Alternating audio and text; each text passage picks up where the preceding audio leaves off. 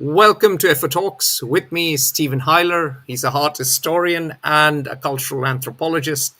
He's had a multi-decade-long love affair with India. He's been a keen observant of India. He likes to say that he has taken the pulse of India and tried to see it with unvarnished eyes. An interesting American takes the pulse of India. Stephen, welcome. Thank you, Atul. Yes, I have been very fortunate to spend most of my life in India, and very extensively. I went when I was 20. I arrived on my 20th birthday, and was introduced to India. Did you fly in? No, or did you I did not. I went Amsterdam. Yeah, I went by local transport by myself, from local bus and local train all the way. No, but you landed in India, right? On a plane. From Paris by local transport all the way across through about 9 or 11 countries. Came through Pakistan in 1971 in the autumn, arriving in India on my birthday, 20th birthday, which was October 27th. So right before the previous Indo-Pakistani War of 1971, and that's the war in which my father served, actually. Yeah, yeah, and I can remember coming through Pakistan and having everywhere troops and armament covered with camouflage and tanks and signs everywhere saying "Crush India." Then I crossed the border. Walked across the border. There was only one small border crossing open, and I bicycled a rickshaw into India myself because I felt sorry for the old man that would have been driving me, and I was so young and naive. It was my 20th birthday, and then on the Indian side, of course, there was the same thing, but in reverse, with anti-aircraft guns and everything camouflaged and tanks and military troops parading and marching and signs saying everywhere crush Pakistan. So it was quite an interesting time to come across. And we are speaking in at the end of May 2025, when both countries have had a clash and may soon follow up with another clash. So you never know. Yeah. And the more things change, the more they remain the same. Yeah, that's true. Yes, and I'm sure, like you, Atul, I've known countless people from both sides, and people who were born in what is now Pakistan, it came into India. People who were born in India that ended up in Pakistan, and yeah, it's a fascinating. But at any rate, my point was you crossed into Punjab, riding a cycle rickshaw on your 20th birthday. Right. Spent that night in the Golden Temple. I write about that in my new book.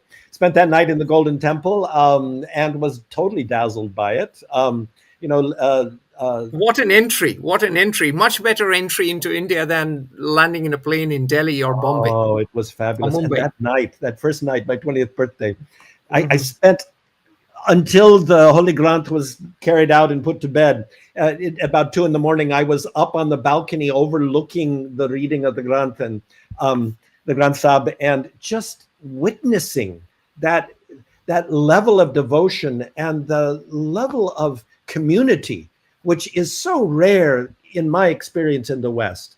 And so was deeply heartening. It was a marvelous introduction. And then I came down to Delhi a few days later, and immediately was invited to meet Kamala Devi Chattopadhyay,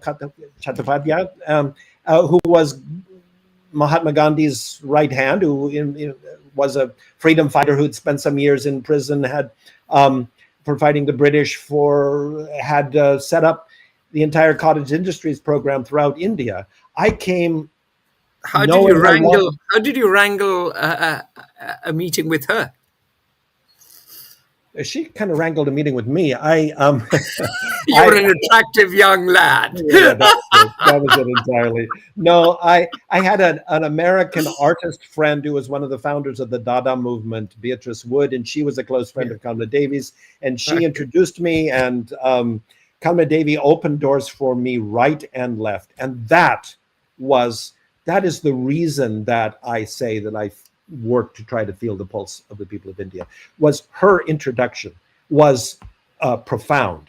And right then, when I was 20, just a few days after my 20th birthday, she wrote personal letters to about 60 people all over the country saying, take care of this boy. And I was... Talk about having friends in high places. Oh, and, these people, the people that I went and I stayed with, because wherever I went, they would invite me into their homes, and they would often invite me to stay. And they were the founders of the crafts cooperatives everywhere. They were usually the women who were these strong women who, many of them had been freedom fighters, had been jailed themselves, but they were these strong women. And so for me, my mentorship has always been women more than men. And I'm naturally a feminist. And, I'm still a male. I'm still a white American male. You can't get more privileged than that. But with that, I try as much as possible to subsume that in order to be attentive to the needs and wishes and identities and stories of individuals in India. That's what I do. So you go and meet these 60 people and you see the crafts cooperatives. And what is it that strikes you when you get there? Honestly, Atul, although I loved going to those crafts cooperatives, and I was fascinated by, I've always been fascinated by the making of things, the way that things are, the handmade things, the way that tools work, or the way that, say, a shuttle goes back and forth, or the weaving goes on, or a carving is happening, or a pot is thrown. That interests me, but that was secondary to being in the homes. It was being in the homes. It was being a guest in an Indian home and sleeping sometimes just on a charpai, sometimes quite simply, because not all of these people were wealthy. And just witnessing the ways in which the home functioned, the ways in which the family dynamics worked.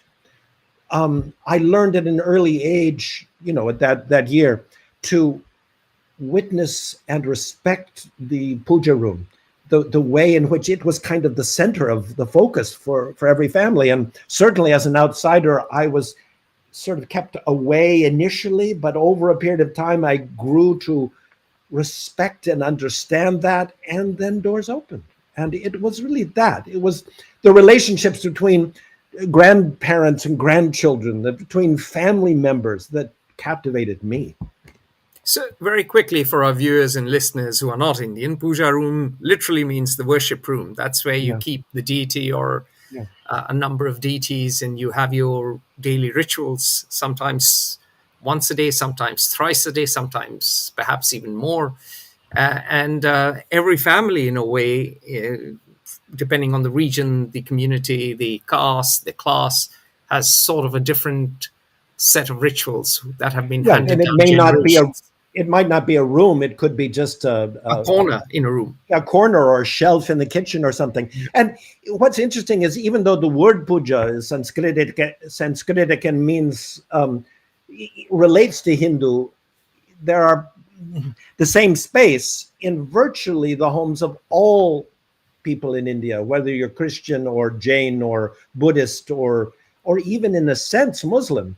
And it's a little bit different, but it's that area, the place that is kind of the cornerstone or the foundation of the family.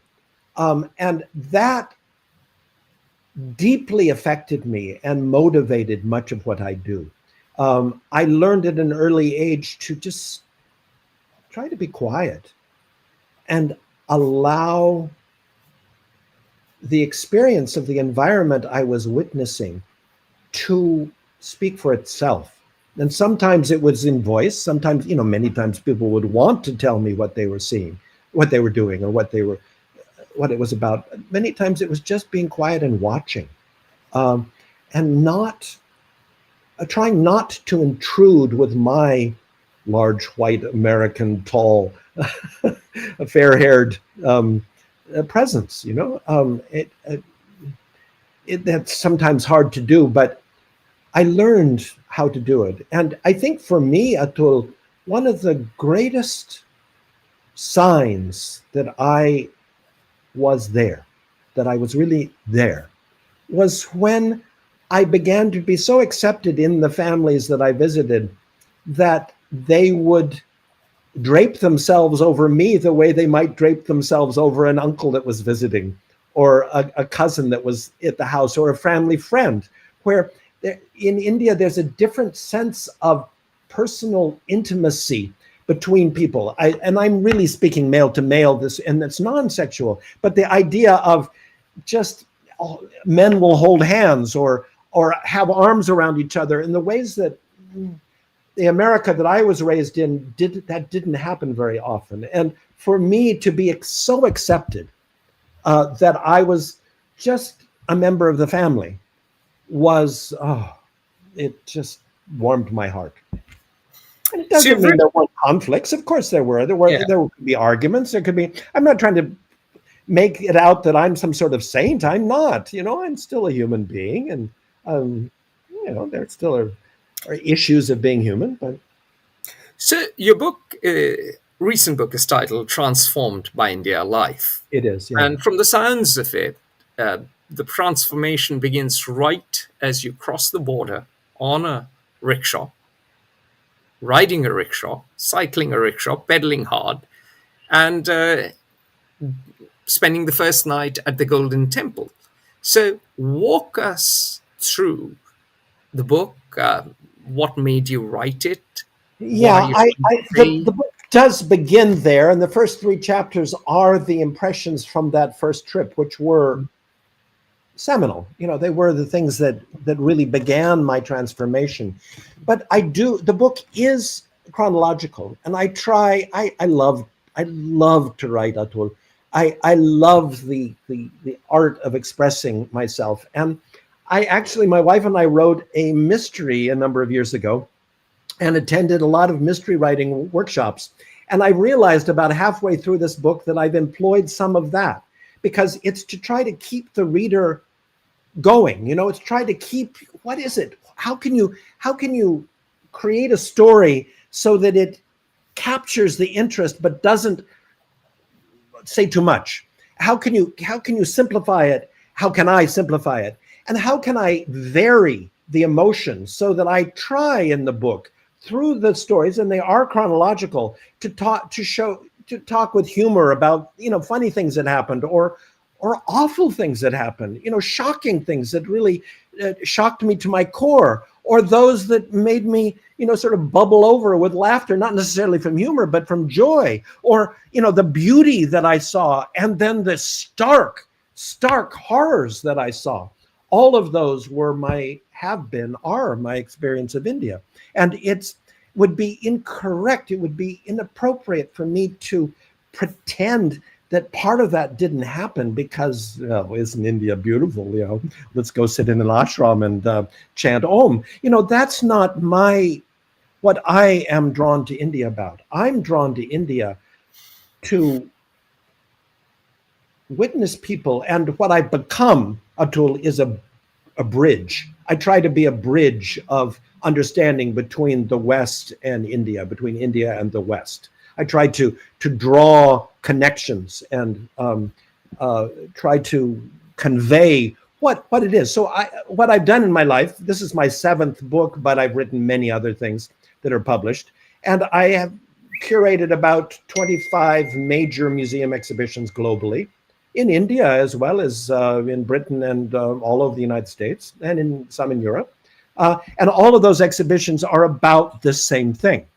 And then I've led tours of India. And so the book talks about those too. That talks about the tours, it talks about the exhibitions, it talks about but within it all of it is that rooted story, the story not only of me, but of those extraordinary people I've met.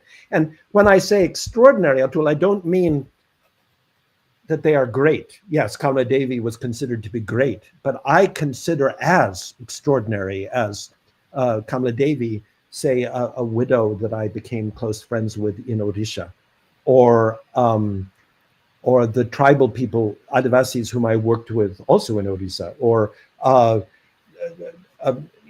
people that I've known in Kerala and Tamil Nadu well, because I work all over the subcontinent, in Gujarat, in Madhya Pradesh, in Chhattisgarh, in Bengal, in Bihar, in Andhra, in Karnataka.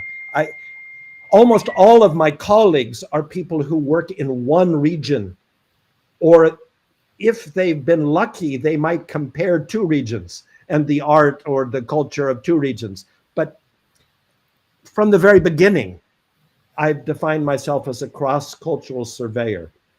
As such, Atul, that has its tremendous drawbacks and it has its strengths. The strengths are that I have an overview of India that few others have.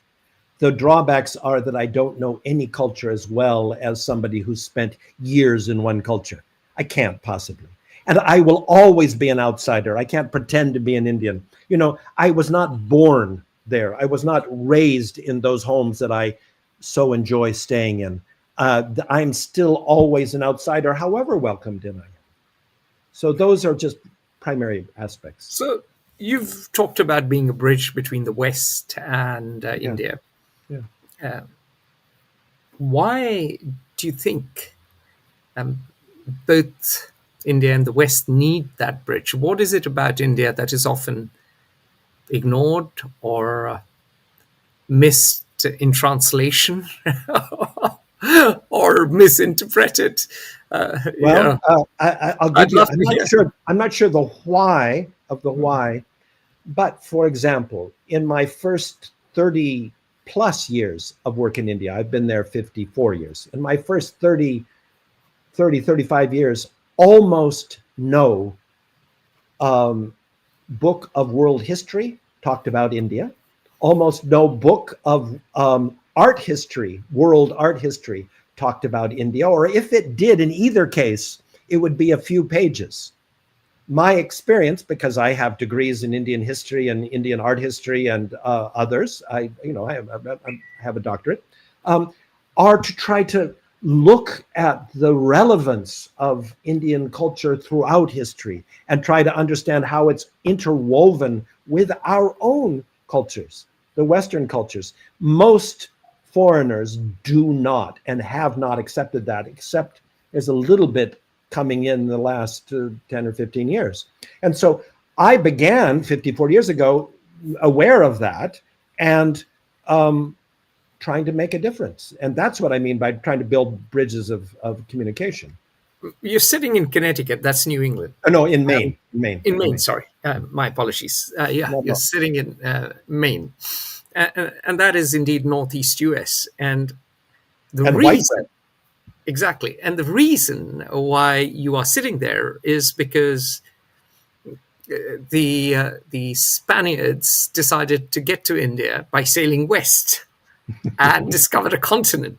So surely, given the fact that in the US you call Indians, cowboys and Indians, there's some idea vaguely in the subconscious, if nothing else, about the importance of India, especially to the very discovery of America.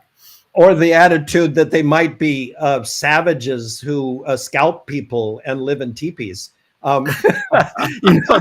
There's such an ignorance. Or the fact that most people associate India only with gurus and Hare Krishnites and Sanskritic Hinduism, as fine as it is, the Brahmanical or Brahminical, if you prefer the word, Hinduism is a valid part, but it's only a part of it. And the broader culture, which is what I work with, the pulse of the people, is not Brahminical. It's not Sanskritic. It's far different from that. And I'm trying to give that voice. I'm trying to show that it's really not about people sitting in temples or wherever else in an ashram and meditating at all. It's people who are hardworking. And what is it that they do? Is their work? What is their What are their lives about? After all, these are 1 in 5 human beings that lives in India. And if we don't know about them, if we skirt over them completely in our textbooks or our surveys of world history, and we don't acknowledge this 1/5 of humanity, and especially when we consider its historical precedence on what it's done for the development of Western civilization, then we're missing out. We're just two we're questions doing ourselves a disservice. I'm sorry. Yeah, two questions follow. What is this broader culture of India that you talk about? And what are the aspects of this culture that fascinate you? Well, what the is it's a tremendously diverse group of people, as diverse as there is in any landmass in the world, and it's You could endless. you could argue India is like Europe, except more complicated because it does Far more, different far more languages don't have the same scripts, Yeah, far more and you have complicated. much more religions. You didn't have the unifying influence of either the Roman Empire or the Roman Catholic Church. No, precisely. Yeah, that's a great argument, and I think far more diverse than Europe, far more diverse, and so that is for me an endless source of fascination. I can't possibly know India. I can't possibly be an expert on anything because I'm always going to be an outsider, and I'm always trying to understand, trying to open my mind to what it is that I'm seeing and experiencing. So that's part of the draw. So diversity, yeah, that's part of the draw. The diversity you talk about. And when it comes to diversity, let's talk a bit about this broader culture. What you've seen all the way from Tamil Nadu to Punjab, where you first entered, from Bengal to Gujarat.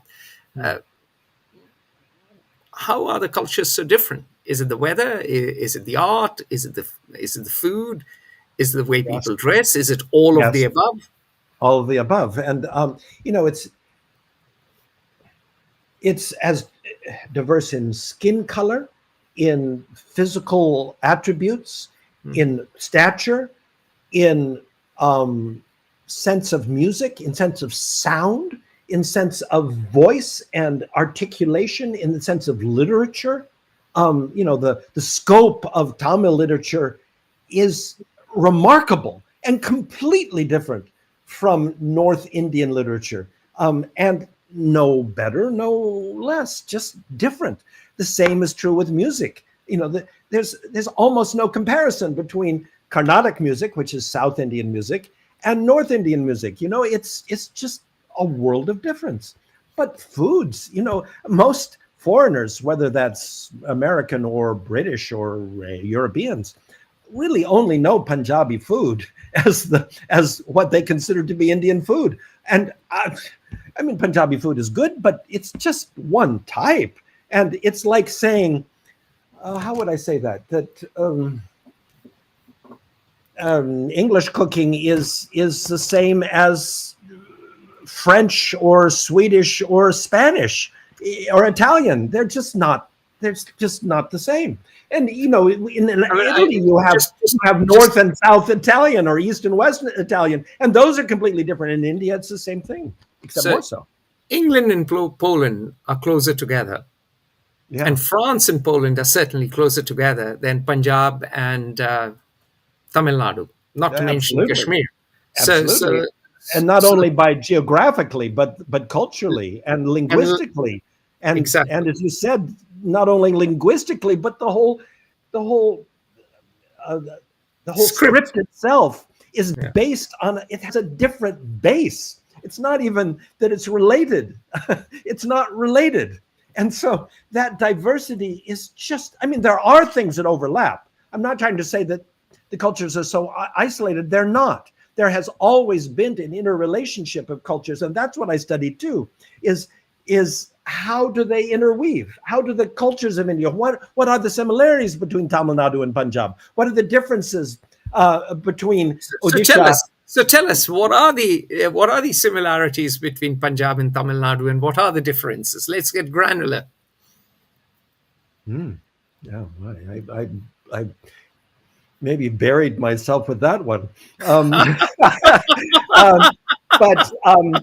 the, you know, north and south, Tamil Nadu or Kerala, either one, and the far north, say Punjab or UP, Uttar Pradesh, are the south is far more. It may not be matrilineal, all of it, some of it is, but there is far more awareness of it. It's far less patriarchal than it is in the far north, and by that, there is far more focus on literacy in the South than there is in the North, always has been. So it's not something that's new. And with that, there especially female literacy. I was going to say, there's education among women, and always has been, more so than there has been in the North. But there are attitudes that are similar. There's an attitudes of women who are protected, women who are cared for, who are the nucleus of the home, and the attitude of the patrilineal system in some ways is similar. There are aspects about it that are, and there are tremendous differences. The way in which poetry or epic, a legend, talks about the position of women within the society is not dissimilar in both. But the expressions of that, the unfolding of that, the way in which one enters a community, and the interactions that one has as an outsider is completely different, because women in the North, maybe not as much in Punjab, but can be veiled and can be more removed. Punjab, with Sikhism, there's more of it's a little bit hard to define that, because Sikhism prides itself in relative egalitarianism between the sexes. So then we get into contradictions. But although they do have very high selective abortion rates of women in Punjab, yes, so that is also true. So yes, women do go to gurudwaras. All these dichotomies, can be very strong, but that is also true that they do, highly selective abortions of female fetuses.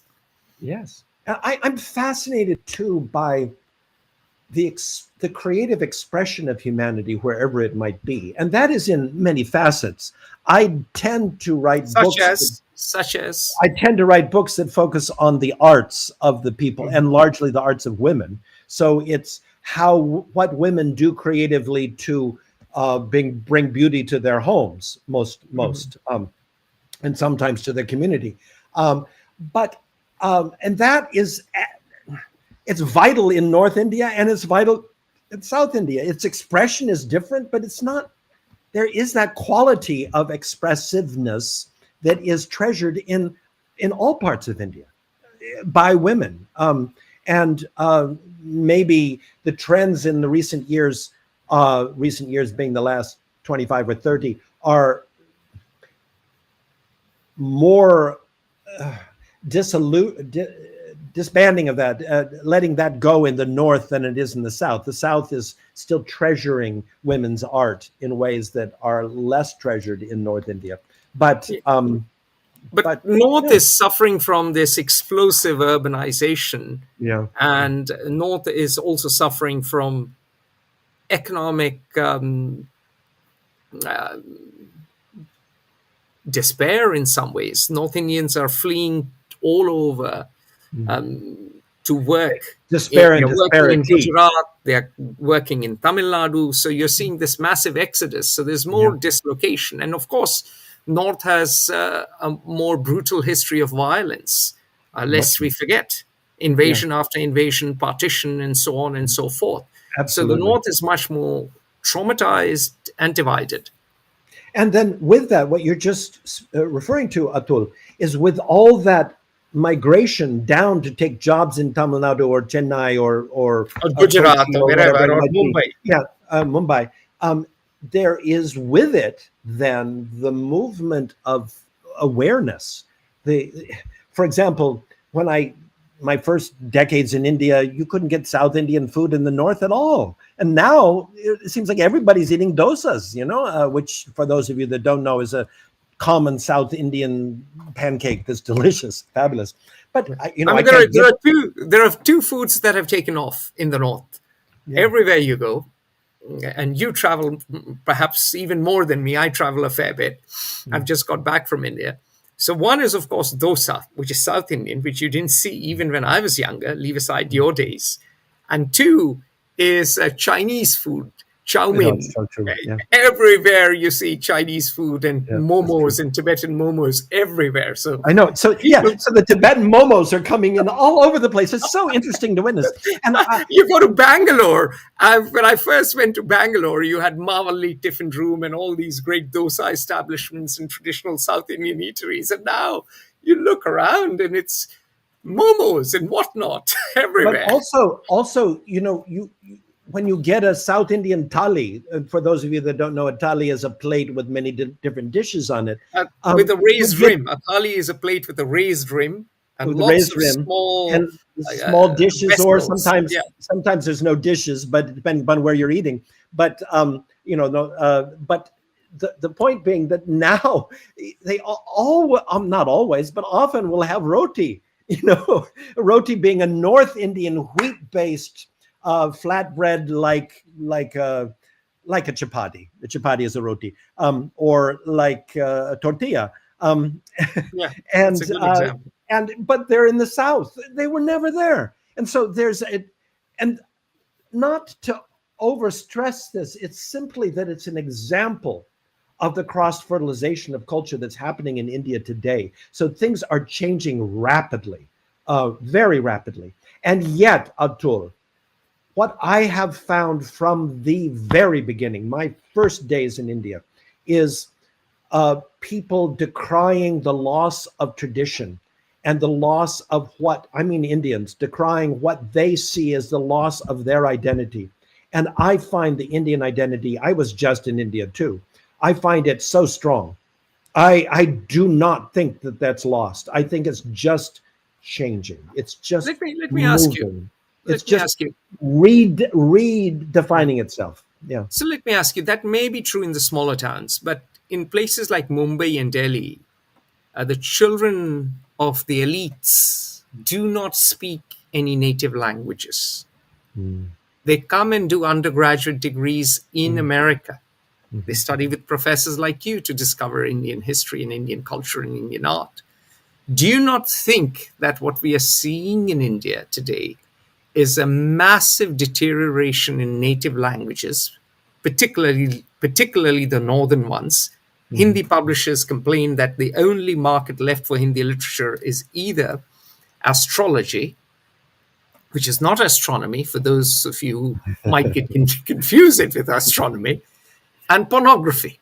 Wow. And you rarely get young kids from privileged families or even upper middle class families, and even middle class families who can speak half decent Hindi. No, I think that's true. It may be different in Tamil Nadu. It may be different in West Bengal. It may be different in Maharashtra, which have stronger regional pride. But we are certainly seeing some loss of culture, Stephen. We can't say that it's just... No, I'm not. I wasn't saying that there's not a lack of culture. What I'm saying is that there still is a strong individual identity. That's not exactly the same thing. Yeah. Traditions are changing, are rapidly adapting. India, one of the aspects of being a cultural anthropologist and studying cultures is that India has always been a culture of adaptation. There's never been a stagnant culture in India, never, anywhere. And so it's always been a cross-fertilization. And I'm finding that, yes, it's accelerated now, but there is, and what you spoke about the people who study outside of India are still the minority. They're still not the majority. They're still... They have disproportionate influence. There's still the privilege. And in India, the masses don't have that. The masses don't have that. And I work with the masses, regardless of whether it's in the urban areas or the rural areas or the small cities or the big cities. It's still the masses so I'll work with the slums in Mumbai or whatever, or in Delhi. And so those people don't have access to that. Those people keep their traditional cultures.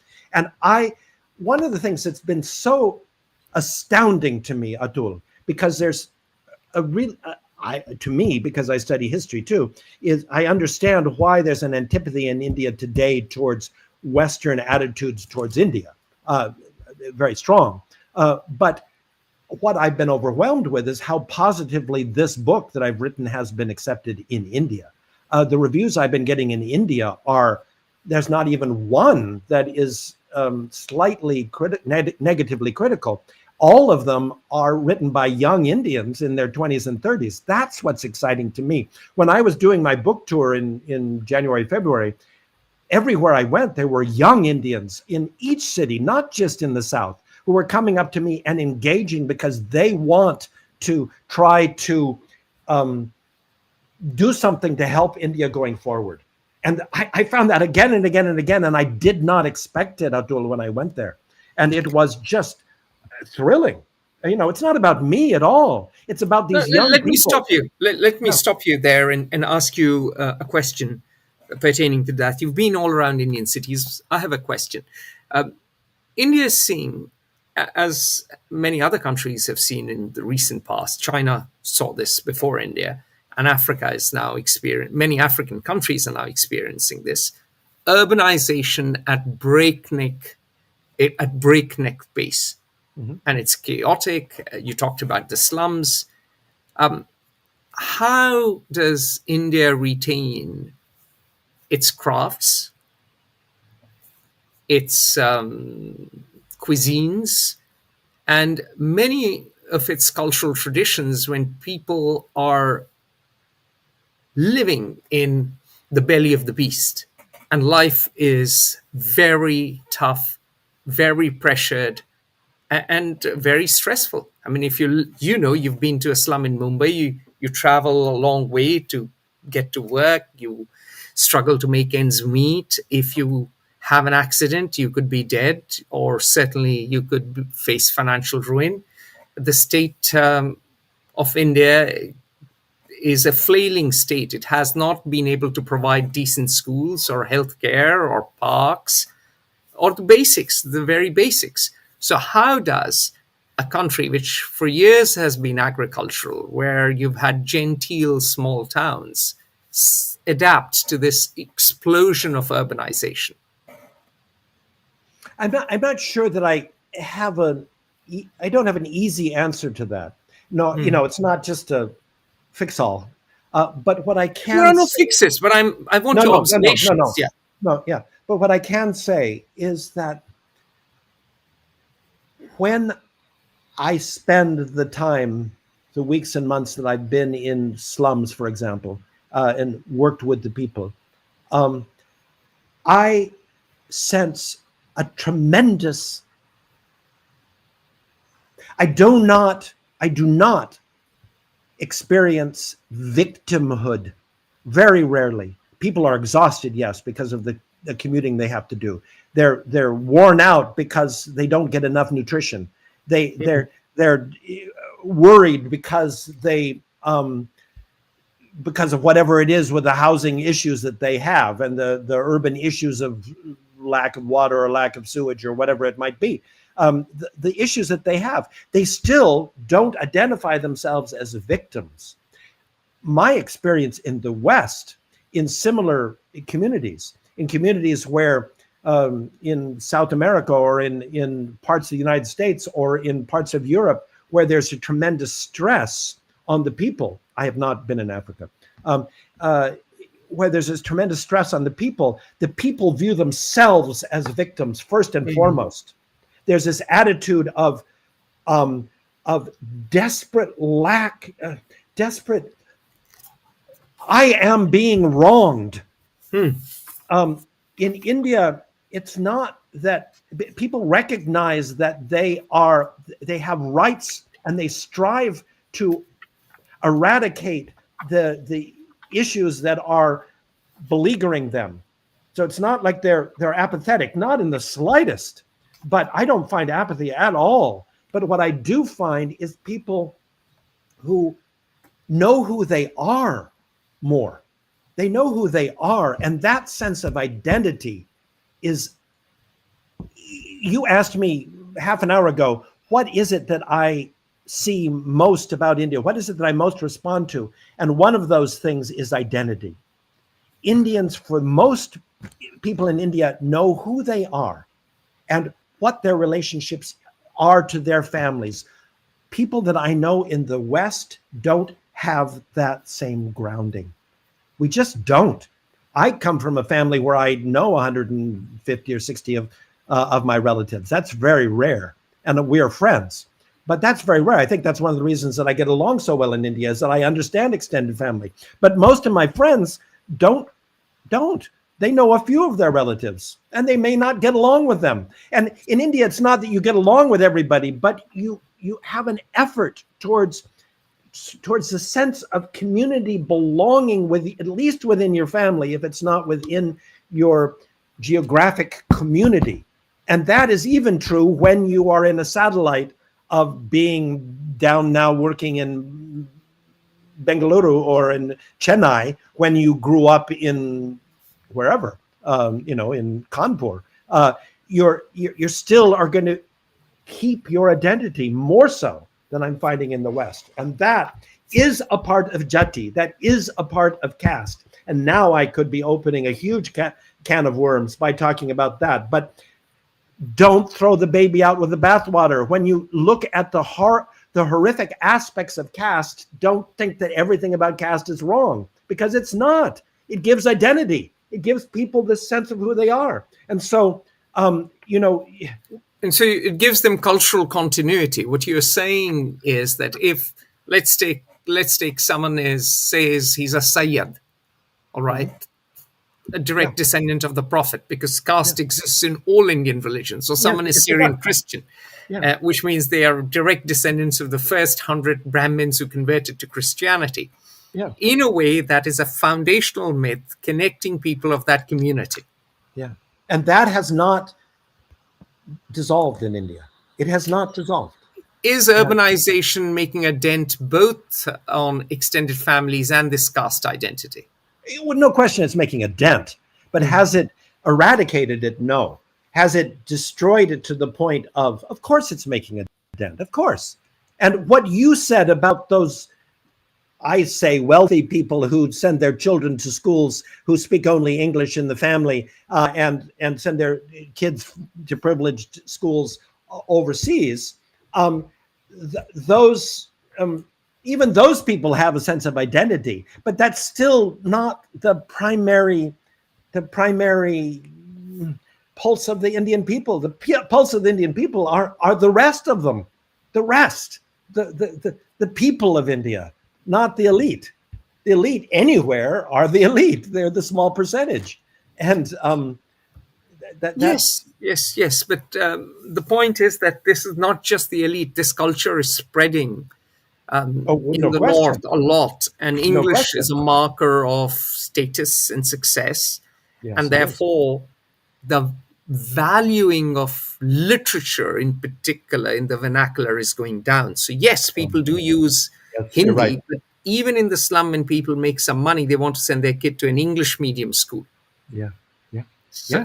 So let's not get away. But no. I agree. But you've touched upon some very interesting things. Let's go back to caste. Part of the Brahminical tradition is rightly criticized by a lot of people as being extremely unjust. Let's go to Varanasi, my ancestral city. The Mahant of Sankat Mochan is a Brahmin, comes from a priestly family. And his father was the priest. His father's father was the priest. This current Mahant is fat, lazy, and, dare I say, not terribly clever. I won't call him stupid. That would be rude. But don't be rude. Yeah, don't be rude. But shall we say he's not the sharpest knife in the drawer? Mm-hmm. Why is it that he should be the priest of this temple? Shouldn't it be open to the best Sanskrit scholar, regardless of caste?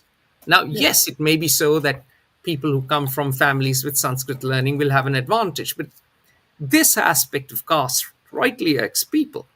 At the same time, a lot of the more nuanced observers of India, including you, observe that caste does shape culture and gives people identity, and perpetuates not necessarily stratified, unjust outcomes. For instance, if we look at the Marwaris and many extremely talented people are Marwaris in business, they have benefited from that culture of business exposure.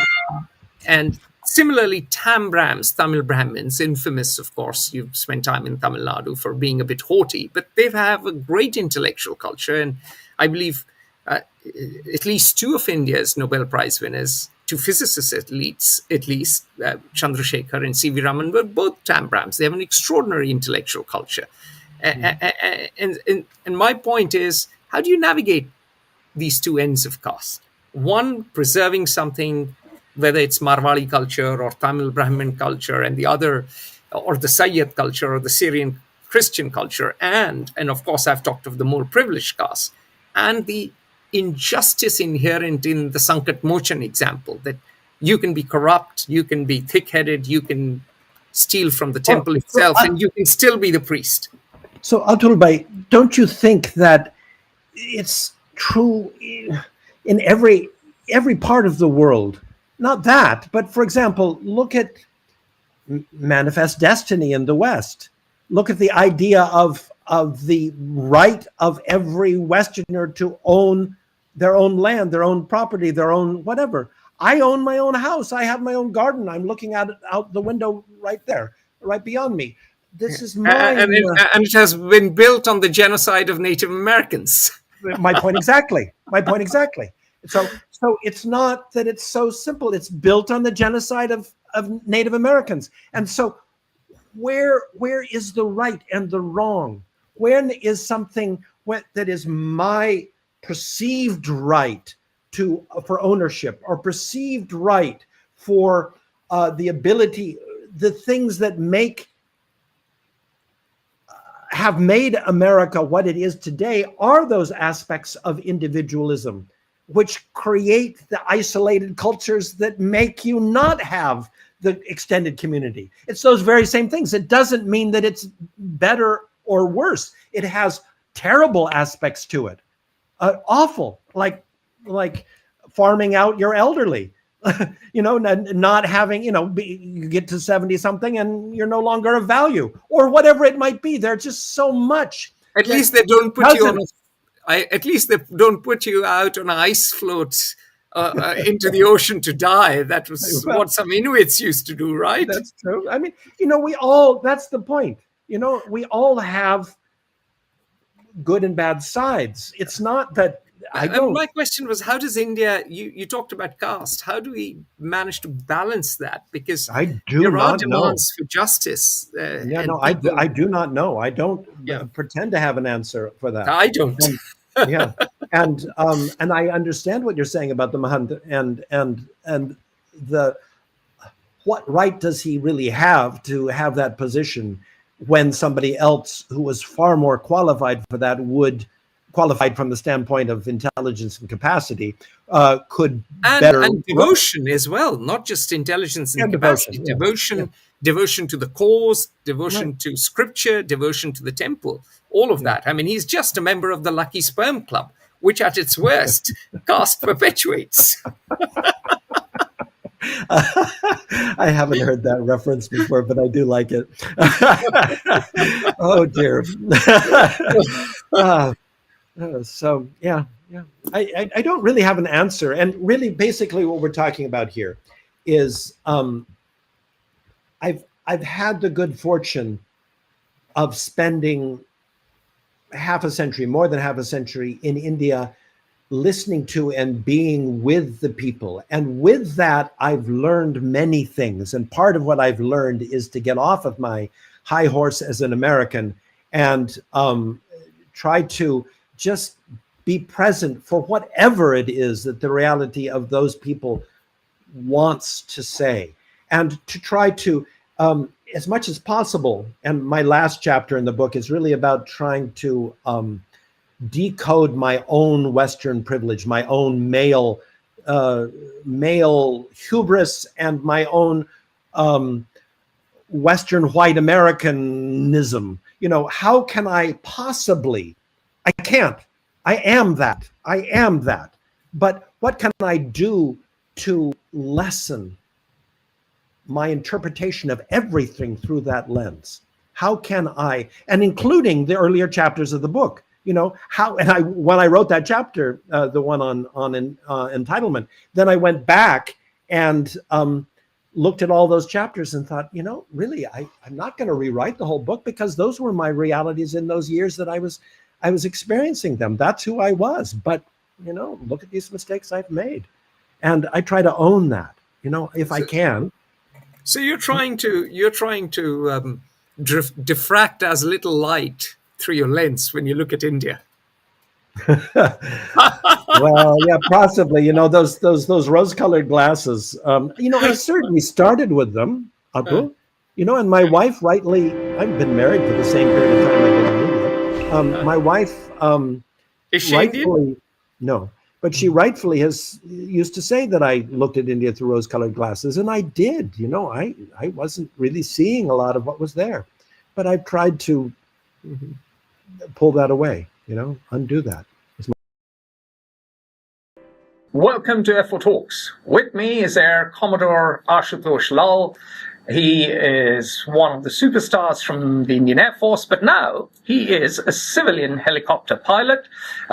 He has audacious ideas about helicopters as a country's development index, and he views India as a case study. So let's explore what he has to say. Welcome, Ashutosh. Atul, thank you very much for that. You've heard about many development index of a country, of a society, of a nation. At the most famous Human Development Index, HDI. Yeah. Everybody's making their matrices on that, actually. I'm a helicopter pilot. Yeah. Right? So I've served about 35, 36 years in the Indian Air Force, flew a lot over there, type of helicopters and aeroplanes. Then in the civil, I flew helicopters for about 5 years now. I'm still flying, technically speaking. Yeah.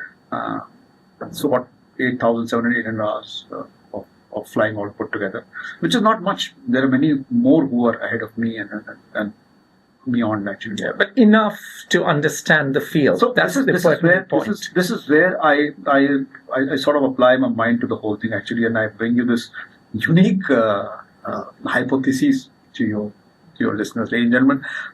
I feel that helicopters in the civil world, right? Helicopters in civil aviation are a unique index for the state of development of that country, of that nation. Why? Why? So always the why. I follow the Socratic method. Oh yes, of course, yeah, that needs to be talked about, actually. So to answer your why, let's rewind, actually. Sure. I understand that your viewers may not be exactly plugged into helicopters and civil aviation. Very few.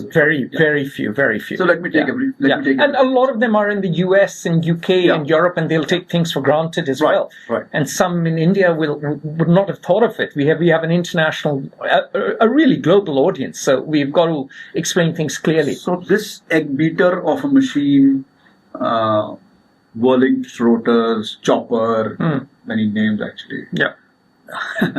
One of the loose definition of helicopters is also some 20,000 nuts and bolts flying in close formation. Lots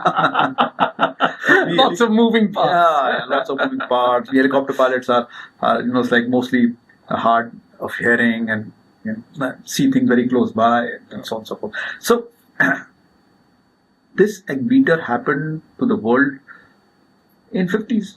In 50s. 1950s. Right. So it's a post-World War II machine. Well, to be very honest, the helicopters were there in Second World War. I see. And they were used very well over there. They were very good machines at that time.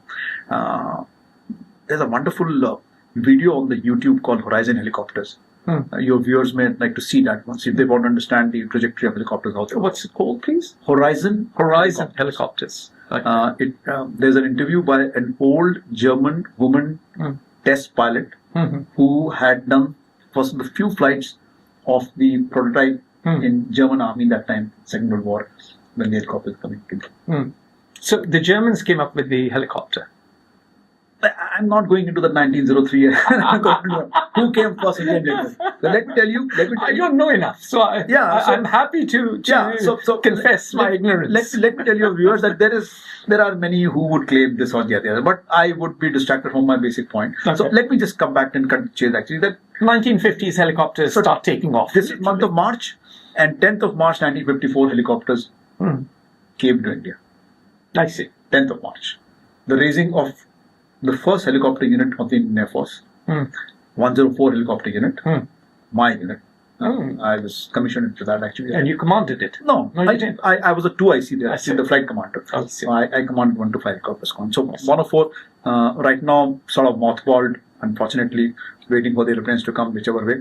But that is the date when helicopters came to Indian skies. All right. Sikorsky, S-55 was a machine, Bell 47G flew then. These are all, I'm sure some of your listeners who are abroad, they would know these names. Yes. Sikorsky is one basic pillar of helicopter development. Bell is another one, right? Now in Europe, there is Leonardo, there is Airbus, such a big consortium which is churning out that was erstwhile Eurocopter or Aerospatial from France actually. They were that the house which has built up now. So there were many such. So we started with Sikorsky S-55 in Indian Air Force and how it all happened. So that is to say that many countries in the world had not seen helicopter by that time. So we started, in our understanding, quite early. Pretty early. And through the armed forces, exclusively through the armed forces experiences, given the fact that India has got such vast varied nature of terrain, from extreme heights, where helicopters of Indian Air Force and Indian Army today operate on a routine basis. Siachen Glacier. Yeah. On a routine basis. Yeah. In the range of 20,000 feet. And you've flown there? Of course. I was posted there. I'm very fortunate to be part of Siachen Pioneers. But they've flown over from there to the Andaman Nicobars and to the jungles of Northeast, which is a different story altogether. I was in Nagaland and in the desert, I was amazed at the skill of the helicopter pilots there. In the deserts, over the vast expanses, and they run. We are a subcontinent. We have everything. And mind you, my latest acquired appreciation is for our naval helicopter pilots, who fly over the seas, and we've got such a large coastline, and so many embarked ships and going out there. Because in my previous job, I was flying as an offshore pilot, taking the ONGC people to their rigs. So I went to do that job because in the Air Force I didn't get to do that, so I thought, let me do that and get exposure to that. So. And now you have a newfound admiration for them because that has its own set of challenges. I'll be very honest. I'll be very honest. I had flown over the sea earlier in my earlier capacity as a test pilot and so on and so forth. But unless you do operate day in, day out, and you see that most violent weather phenomena of monsoons in the Indian Ocean, actually, Bay of Bengal, unless you see that in a helicopter off the sea about 50-100 miles into the sea, that's only when you calibrate yourself and then you realize that, what exactly it's all about. So the point in saying that we have a very rich heritage and culture of helicopters with us in terms of expertise of operating it, in terms of maintaining it, in terms of operating it, in terms of exploiting it. All right. You mentioned Skanda Pushpavad, one of our very luminous seniors who has been on your show. He's spoken about as to how piston engine equivalent of S-55 from the Russian fleet, Mi-4, was flown. My mentor... This is in 1971. 1971. Yeah. My mentor who passed... And again, we are sitting very close to Sagat Chowk, named after General Sagat Singh Rathore, the great war hero of 1971. That's why the reference is. So I'm coming back to my mentor who shaped me the way I am, for that matter. His pen name is Cyclic. C-Y-C-L-I-C. Cyclic. Cyclic is the stick of a helicopter. It has a collective of cyclic, unlike a stick or a throttle in an aeroplane. Cyclic has written some wonderful helicopter stories for your viewers. If you just Google that blog of his, Cyclic, he's no more, he's resting in peace. But if you Google that Cyclic, that guy was my mentor actually. So, and I learned a lot of history through him. So from that, I understood this fact that we had a very rich potential, culture, capability, capacity to have operated helicopters. And it is these people are very seniors who came out and then they started to fly in the civils. Yeah. Now, as I sit here now with you through this period of 2020s, 2025 now actually, and I see and I travel and I research this particular topic, I realize that in the civil helicopter aviation, are we only just an aviation asset? That question came back to me in the answer which sprung into my mind. No, sir. We are perhaps an aviation asset in which an HNI wants to go, a high net worth individual wants to go from place A to place B, or whatever else he wants to do that way. But we are also... Or politicians go campaigning. Perhaps, campaigning. So I'll come to it a little later. But we are also a great enabler. A great enabler. It is quite possible in the initial time in the armed forces, in the air force actually, all helicopter units had just one sentence, or one logo as they call. One motto as they call it. Apatsu Mitram from Sanskrit, friend in the time of emergency. Apatti. Right. So that was our role. It changed. It became different. We started to supply rations to the armed forces, which are deployed much higher in the sky. We started to fly the attack helicopters. We tried to destroy tanks, and then so on and so forth. It diversified, but we remained Apatsu Mitram. So from that category and background into the CV street, as I see it from now, around the world and in our own country, I find it's a good way to look at it from the point of view that we can use helicopters as enablers in the civil aviation. Enablers of what? Sorry? Enablers of what? Enablers of what? Yes. Yeah, good. Because that's the important so that is the question. So now, if you want to encapsulate the definition of a developed nation or the way the India's trajectory has been, we are moving up the step and our economy is growing the way it is growing. Of course, our resources are also growing at a particular stage. But if you want to define that ways, you can see for yourself that the countries which are actually quite developed, they are quite concerned about a human life of their citizen. Yeah, true. Right? Absolutely. So it's one mark to see that all over the developed world, you will see one thing common.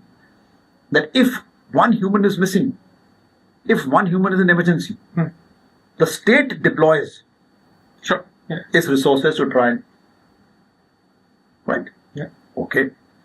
If there is a possibility of a vast country which is not very well connected, states make sure that they are able to pick up people who want to travel to interior or from interior want to come to a place which is more developed in a comprehensive manner, give them a connectivity on a larger route from an aeroplane to go to a long distance, increase their employability, increase their horizon, increase their aspiration, blah, blah, blah. Okay. So this is what I saw when I lived, and I've been across a few countries. I saw that this is a very important aspect. And it was to do with the fact that for this reason, you need an architecture in the government, the regulator, the operator, because after all, it's always a business. Yeah. So you need an operator, you need financial structures to be able to aid all this and bring this. Now, I started to think about all this. So the architecture, the regulator, the operator, and the financial structure.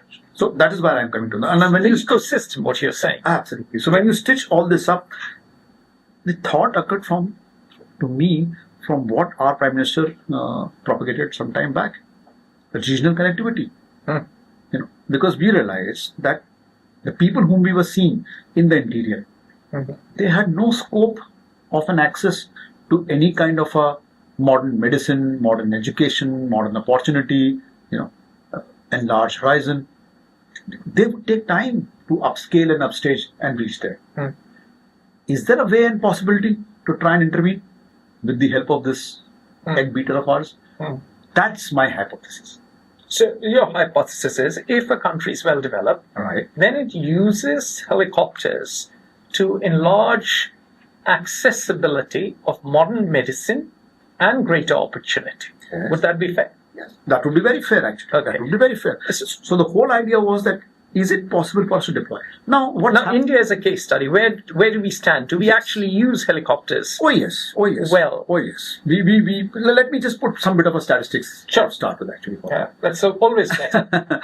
So, number of helicopters registered in India on the civil registry with our regulator DGCA, Director General Civil Aviation. Yes, the directorate over there actually is in the region of 250, 270.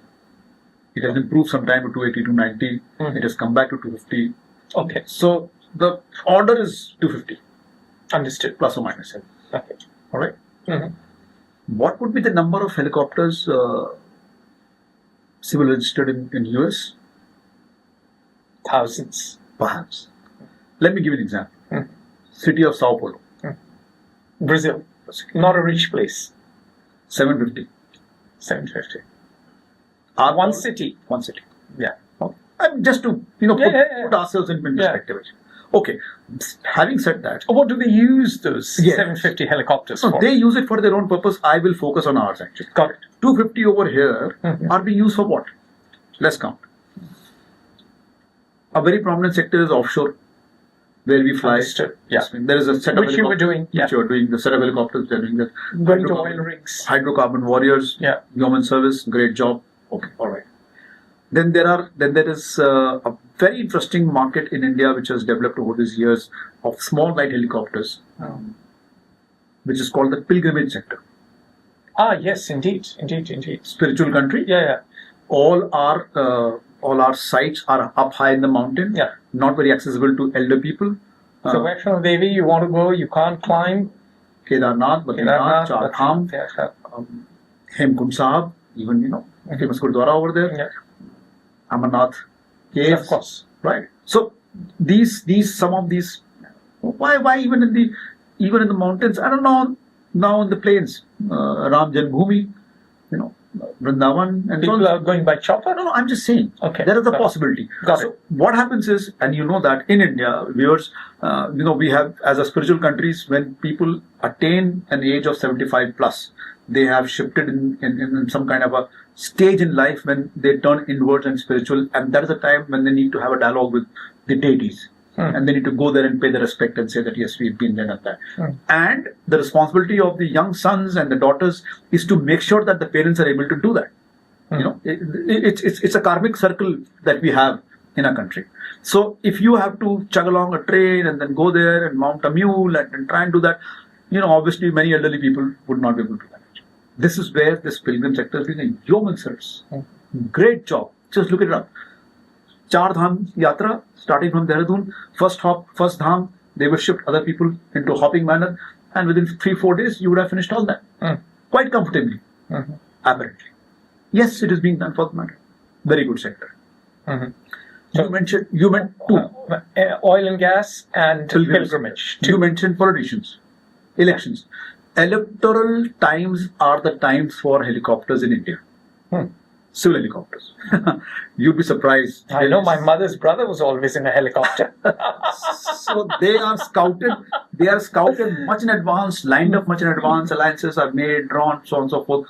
Mind you, helicopters are something which cannot be just plucked out from some place and being brought here in India because of the regulator and the structure which is involved. So it needs a great amount of planning, and there's a great set of professionals who are very good at that actually, and they're managing this. So electoral times. So charter is one area where people want to look. This is very also important. There is this. What's a charter? Charter. Yeah. So charter. Let me give you an example. Yeah, somewhere. So the example is that we have our industrial belt around Pune, right? So they are able to. There are many HNIs who are staying over there. They need to come to Mumbai, the city of Mumbai, our national capital, and they need to do work and need to get back.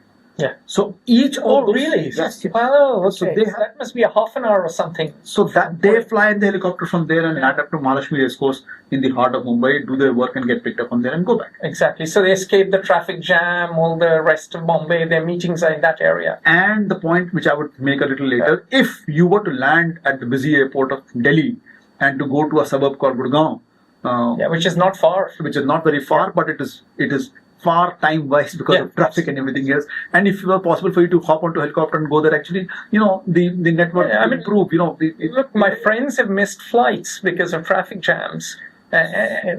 Many times. So I'm talking about main cities, and there are several such cities which are now suffering. Great amount of traffic is coming in from Middle East into the southern India. Great amount of traffic is coming in from Europe into central India, southern India. Many airports are growing. Government has done so much of work to make airports. Connectivity in between them is also, that is where the charter comes. Got it. So if you have a requirement, you see a charter company, you say, can we hire this, and can you go there, can we do this? So in a different universe, you could land in Delhi International Airport, fly a helicopter and escape the traffic jam and make sure you get your flight to the US or Europe or Japan. Ideally, yes. Yeah. Which is not happening as of now. Got it. Ideally, yes. Yeah. That should be one of the cases which is got it. So this is one sector. Yeah. And the last sector is some kind of a fun flying pleasure trip. You can see Mumbai for 10 minutes. Got it. Like Grand Canyon tour. Yeah, exactly. Actually, you want to see the skyline of a country, you take an evening chopper tour or something like that. Right. So these are the few sectors which are of prominence and I'm flying right now. Yeah, but, sorry to interject, but you've not touched upon something we've discussed in the past and something I have seen, and I have a friend who's a helicopter pilot and an emergency medic who goes around rescuing people who've had ski accidents or snowboarding accidents in Austria. And that medical sector is huge. Of course, I'm a doctor's son. My father was a surgeon for decades. So this is where, thank you for triggering my point. You spoke about Austria. Let me tell your viewers that this number is abysmally small in India. And I can safely put it close to zero because it will run to decimal something. Got it. Great amount of work has gone through to try and start what you are referring to as HEMS. Helicopter Emergency Medical Services, right? To start here in India, do that actually. A lot of work has gone through, but some of the other agents will not succeed. I see. But given our population, I would think that this, probably for me, saving life is what you began. Yes. So therefore, this is probably this is where the top sector in some ways. This is where I come to the fact that is there a case in point in our country for our people to consider? Our powers to be considering that can the helicopter be utilized for public service? Exactly. For public service. And you've done disaster relief. You've done flood relief. Let's start with. So there's so many case examples there. Emergency medical services. Sure. Let's start with that. Let's start with that. Yeah. Now it has started to happen in our country in some small way. But before that, let me come back just a step behind that. Sure. All right. So recently, our Honorable Minister of Civil Aviation has come out. Who's the minister? What's his name? You stumped me. He is. I rarely refer to ministers as honourable. So let me tell you what good work he has done for that matter. Actually, about 6 months back, in one of our conferences. I come from an institute, from a society called Rotary Society of India. It is a body of professionals which has been there for quite some years now, and we've been trying to build this spirit, this momentum into the helicopter industry, sort of the facilitator between the regulators and the operators. So we try and sort out both sides. So he came to our conference and he announced to one of our queries that, sir, can we have a helicopter accelerator cell in the DGCA? So hats off to him. A very learned man, and he is pragmatically he declared then that we would rather have a helicopter directorate at the DGC. That promise of his about 6-7 months back, he's completed it now. Order is in place. Order is in place now, and the directorate is now being formed. So the process. So he's created the directorate. Yes. Jolly good on him. Yeah. Just 2 days back, there was a very good seminar which happened, and I've read about. I could not attend it. I was abroad. I read about it actually as to how the industry component C2I and FICCI and everybody else have come together and brought out this concept of how helicopters can be utilized for public service. So this is where I want to bring it in the issue that all calculations, projections which are done by the industry here in India, given the states, given the calamities that we have, given the terrain that we have, given the natural calamities that we have. You recall Sikkim? Absolutely. How the Teesta washed up everything else down to Bangladesh, right? Exactly. Glacial lakes bursting out over there. Yeah. Do you recall some fires in Himachal? Sure. In Uttarakhand? Yeah. Right. Like it burnt in LA and California. Something like that. And just to add context to our viewers, if you study reports by various organizations, the number of glacial lakes in the Himalayas and in the Andes, actually, all the higher mountains, is increasing because glaciers are melting.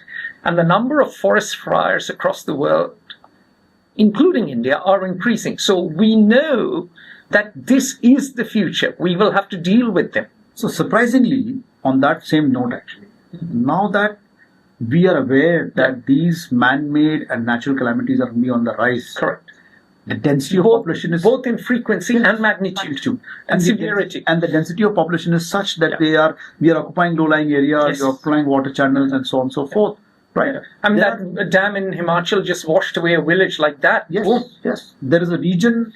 There's an area of forest fire where we are right now just waiting and watching. Yeah.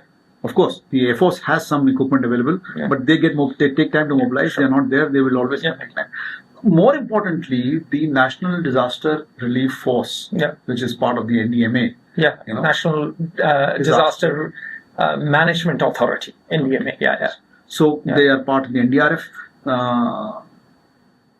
and under them the state SDRFs, actually, state disaster relief forces. Their plans are not based around the helicopter, around the organic availability of a helicopter.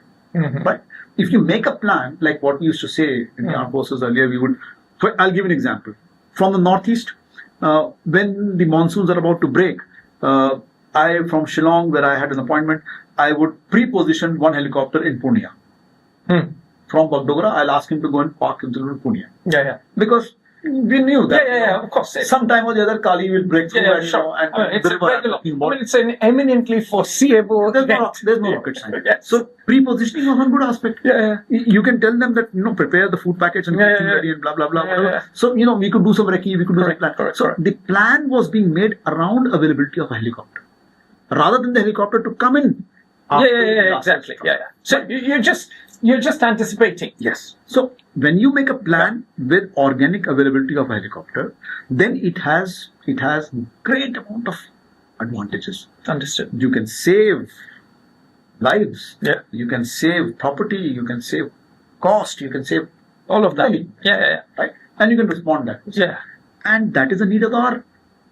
Understood. That is a need of the hour. So disasters. You know that. That with disasters getting worse and worse. All right. You are going to lose more and more and more. Got it.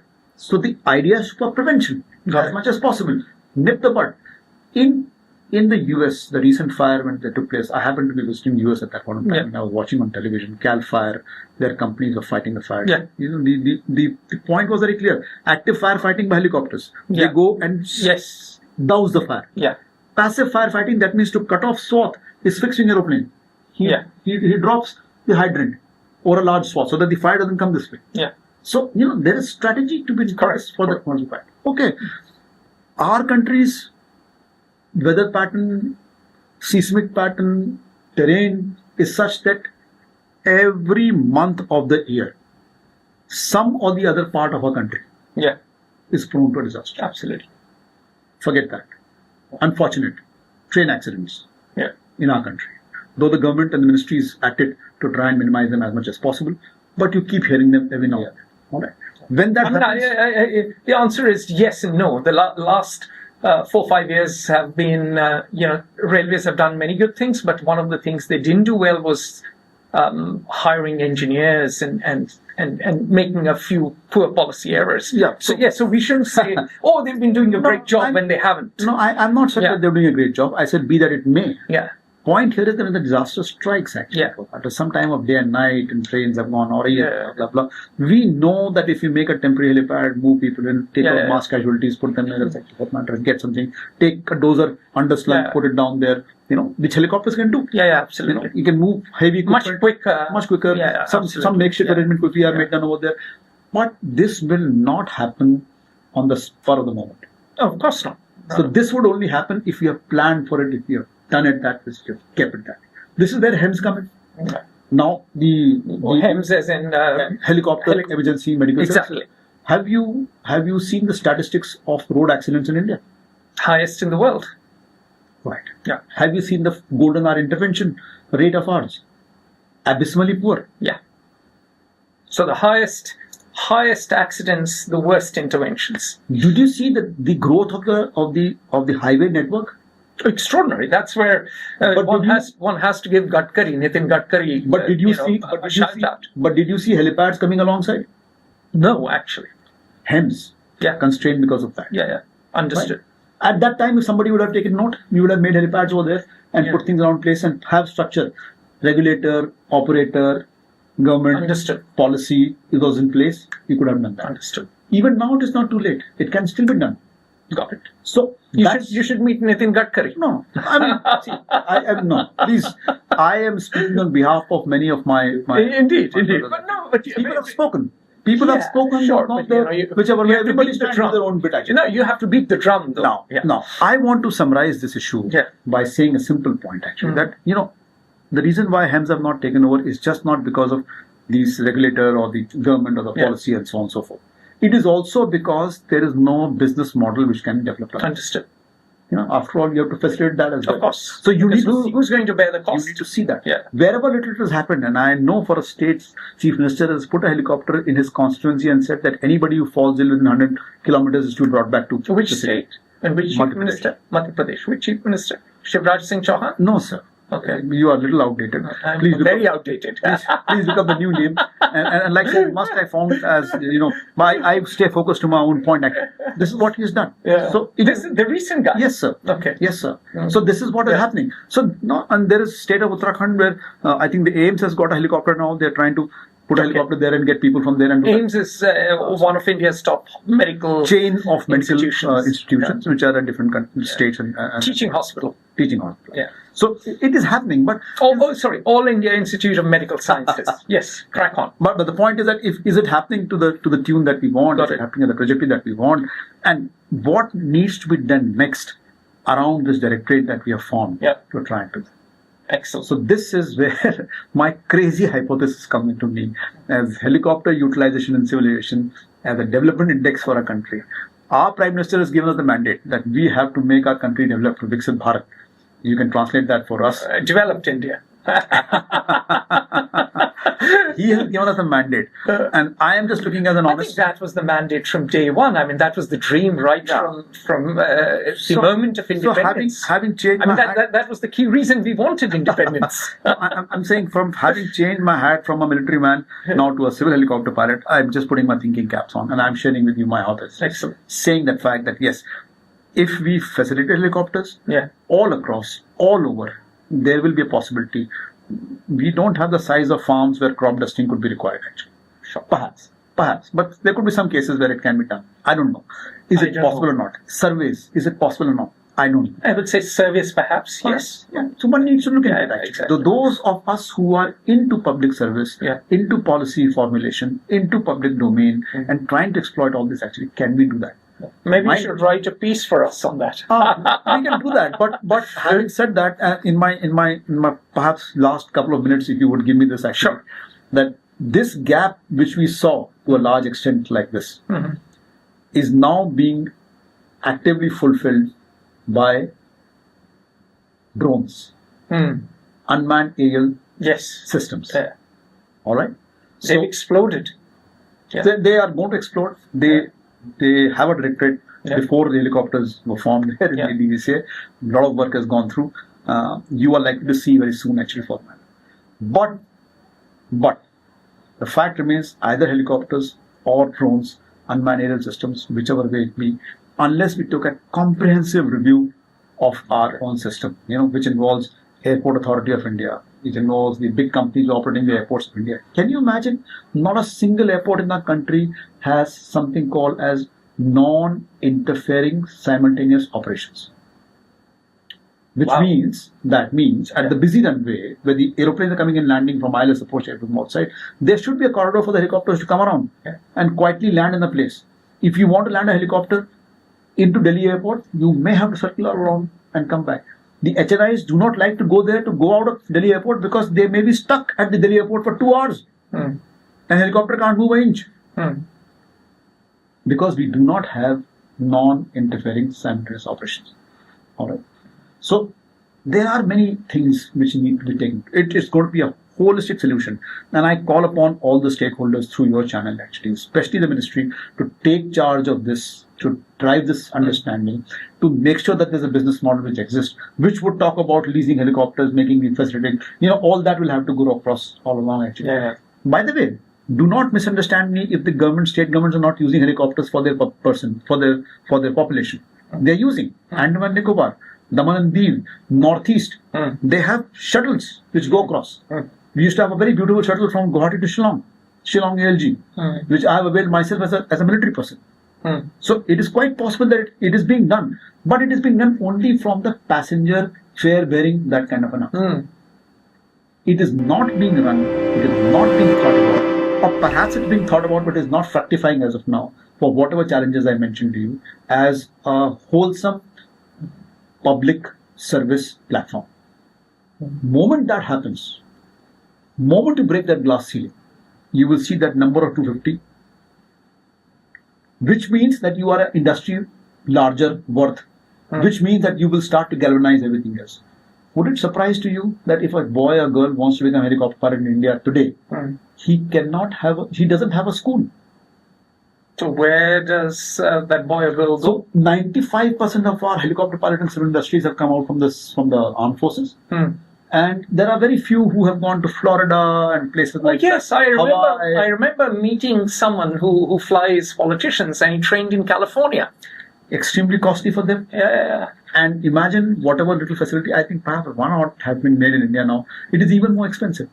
Oh wow. Okay, that is a surprise. So people go to Serbia, do the training from there, come back, and do whatsoever. So there's a supply side constraint. So Yes. I mean, this ties in with my thesis that India, you've always, since independence, because we had a colonial bureaucracy, because that was followed by socialism, the government has always throttled supply side activity. And I would argue, as someone who studied economics and philosophy and politics, is that, let people breathe, let industries bloom, follow Deng Xiaoping a little bit, not Mao Zedong.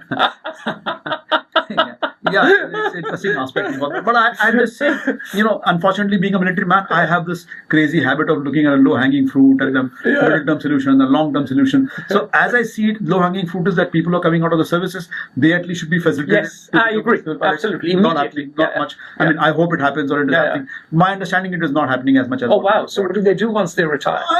They have to go through several processes, and there are many checks and balances, which is required. Which is certainly required. Checks and balances, sure, but like FA and IASA are required. But they have a good transition policy. Yeah. Unfortunately, we don't have. Yeah. Okay, we work it out however actually. There is no place to train. There is no place for young boys and girls to have enough. When you become a sizable industry, as the number through 250 to 800 and thereabouts, which is, by the way, a FICCI and a C2I study have proven it accordingly, that minimum helicopters required in India, if you go by this thought process, is around 800. Yeah, that is Federation of Indian Chambers of Commerce and Industry, and CII is Confederation of Indian Industry. So they want the number from 250 to 8,000, which their studies have shown that the market is huge, because we are the largest population. Absolutely. We are quite vulnerable. Huge leap. Like I said, we are quite vulnerable. We are quite vulnerable on different sides. All right. So we have a possibility to absorb, but all this can only happen provided there is a ground available. So there is, though I once again thank the Minister of Civil Aviation right now, that he has gone ahead and done this actually for momentum. But I also hope that this momentum is now continued so that we can lay the field, we can sow the seeds, we can put the structures in place, we can mobilize. If you want to get a foreign pilot to fly in India, FATA rules, the amount of paperwork which is required to be done is crazy. The accident of Pawan Hans which took place into the seas last monsoons in Major Sikorsky S-76 Delta went down, and we lost people who were the passengers. The pilots who were brought from outside, they could not get to fly in India at all. That was one of the reasons. So Huge challenge. Yeah. Huge challenge. So I'm just saying I don't want to go into specifics of that, but I'm just saying the need is we need to put sow that field. We need to put the architecture. Bring up, yeah. So if you're watching this and you're in the Prime Minister's office, you're in the ministry, then you bloody well get your act together and create the architecture. Don't throttle India's economic growth and development.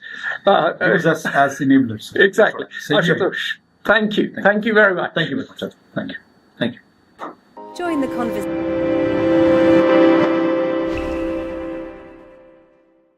Welcome to FO Talks. My name is Aditya Singh Gupta Dhar and I'm a 16-year-old high school student interning as a commissioning editor at Fair Observer. Today, I have the privilege of being in conversation with Lieutenant General Syed Atta Hasnain.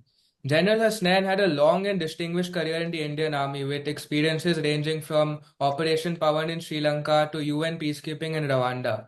He also played a pivotal role in Jammu and Kashmir, where he championed the Hearts doctrine, which focused on people as the center of gravity. After his superannuation in 2013, General Hasnain has epitomized the scholar-warrior concept he introduced to the Indian Army. He has been a prolific writer and commentator on strategic issues, a member of Track to Diplomacy with Pakistan, a visiting fellow at the Vivekananda International Foundation, and a chancellor of the Central University of Kashmir. It is a true honor to have this opportunity of being in conversation with you. Thank you so much for agreeing to this interview. Thank you very much, and let me start by saying Jai Hind to you. Jai Hind. Sir, Yes. I read that your family was directly impacted by the partition, and your father, I read, chose to stay in India while his two brothers moved to Pakistan.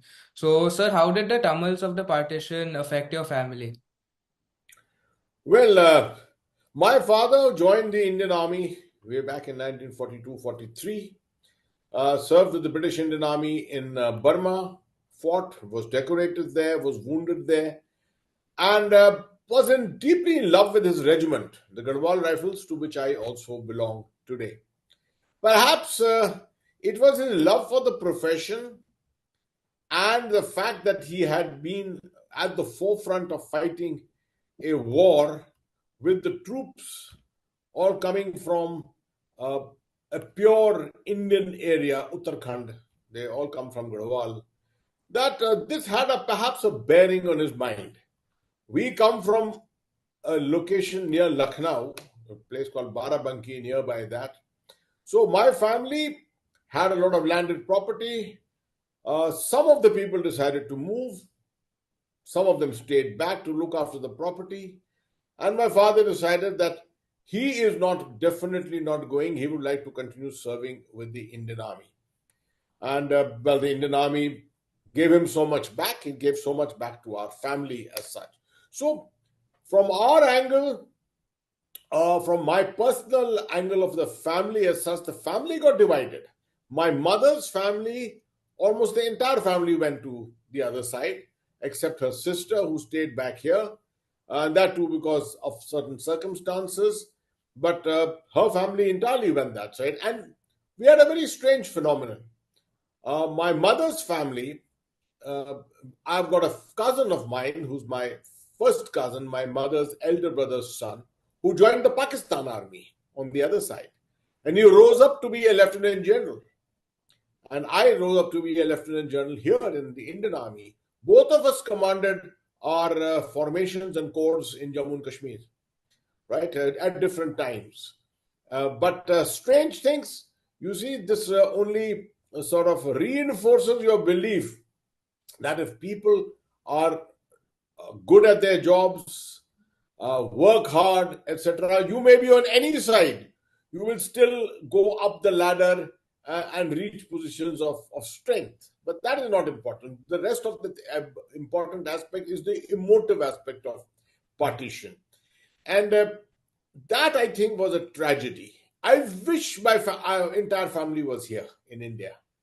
I'm sure there are equally large number of people in Pakistan who wish that their families remain intact.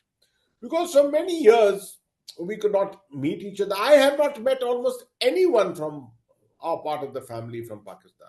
First was the fact that I'm from the Indian Army. I could never go there. I could never invite people to my house from there to come and stay with me because of various security reasons. So while we love our individual nations, I love my nation, they love their nation, they are loyal to their nation, I am loyal to my nation, but at the same time, deep in our hearts, we continue to believe that it was an unfortunate tragedy which led to loss of so many lives, upsetting, uprooting of so many people, creating a turbulence which has left a scar on the entire mindset of both nations. Yeah. So that was very interesting, especially how you were Lieutenant General in the Indian Army and he was in the Pakistan Army. So, sir, growing up in a newly independent India when you were very young, fresh from the partition's trauma, what stories did you hear about the partition years from your parents and elders, and how did those shape you growing up? 6 years after partition, I was born. Right? I heard nothing of partition, etc. Maybe until I was 4 or 5 years of age. And for the first time, my maternal grandfather came to visit us. He was in Pakistan and he came from there and he visited us. And I have faint memories of trying to ask my mother as to why he did not come more often to visit us, etc. And she tried to explain to me the situation, which I could not obviously understand at that time. But slowly it permeated. The story started coming out, right? It all permeated inside us. Uh, there was no hatred out here. In fact, that generation of people, my parents and those people, though they lost so much, there was a lot of uprooting of their lives, turbulence in their lives. Somehow I still felt that they were still very close to each other, the people of both nations. Neighbors who had got separated, uh, families which had got separated, they were still very close to each other. They pined for each other because actually saying in both countries there was a very deep rooted integration, and somehow politically this was not adequately recognized. It was at the political level where the political leadership among the Muslims in particular felt that they could not survive the majority status of the Hindu population in the subcontinent. And that always it would be the Hindu majority which will rule the roost. Unfortunately, that was the perception which dictated their minds. While the people are down below, the stories I heard from my parents and the stories I hear from many other people all tell us that there was a very good amity between people. There was very good cultural bonding between people. Religion had its own place. People visited each other's homes, respected each other's faith and religion. I'm not sure if there were too many riots or something like that. My readings don't show me that there was so many riots in pre-partition India and things like that. Politically, once in a while something may have happened, but all said and done, it was a society which knew how to get along with each other. And I think partition came as an imposed, kind of a phenomenon on top of them, and a very artificial thing, which is what led a lot of people, to perceive the tragedy as such and look at it from that angle of why did it happen. The unfortunate thing is that the next generation, that is my generation, which is post-independence, and the generation after me, my younger children and my people around me, seem to be having more hatred for each other across the borders. And there's a reason for that. You see, while India progressed as an effective democracy, as an effective secular state with the respect for each other's faith, very serious efforts made to bring about integration of society. Pakistan did not have this. Pakistan forced the eviction of a large number of Hindus, a large number of Sikhs, right? They fell into the throes of a radical ideology, particularly after 1971, when Bangladesh got separated. from them. So this generation, which is currently around, seem to be having greater animosity for each other than what the generation which got affected by partition most, than what they had. And that's the unfortunate thing. Lastly, I learned a lot from my readings of certain, for example, I would say reading Khushwant Singh's books, his famous book, Train to Pakistan. These were the kind of books which gave me a tremendous insight into the sentiments attached to partition. Yeah. Sir, and you said that you felt that a partition was imposed on people. So, sir, do you think that it was inevitable, or do you think it was an avoidable tragedy? And what do you think should have been done or needed to be true for it to have been avoided? See, let me take this anecdotally. You know, when they appointed the first Chief Justice of Pakistan, he was in Delhi. He was a Muslim judge who were appointed. So he said, I will hold my court, the Supreme Court of Pakistan, in Delhi. Now people started wondering, how can you be in Delhi? He said, no, this is a very temporary affair. What is you're looking at, this partition? It's a very temporary affair.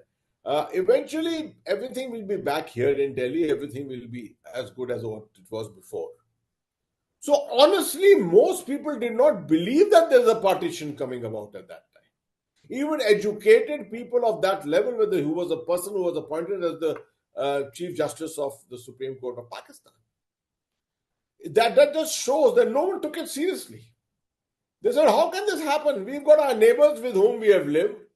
We know how to respect each other's cultures, faith, and ideologies. What is the requirement of being moving populations from one side to the other? You see, to the credit of Mahatma Gandhi, he tried, and the entire political leadership in India, they tried very hard not to carry out this partition. But what my readings tell me and what my parents told me is that it was the Muslim League, the political leadership of Pakistan ultimately. It was the movement led by Jinnah, Muhammad Ali Jinnah, which sort of felt convinced that they had no place in a post-independence India, and that they would get subjugated completely, and that they needed their own space. And Jinnah died within a couple of months of partition, right? Although his legacy was carried forward by various members of the Muslim League, most of the people who went to Pakistan were never really very happy. Let me tell you that.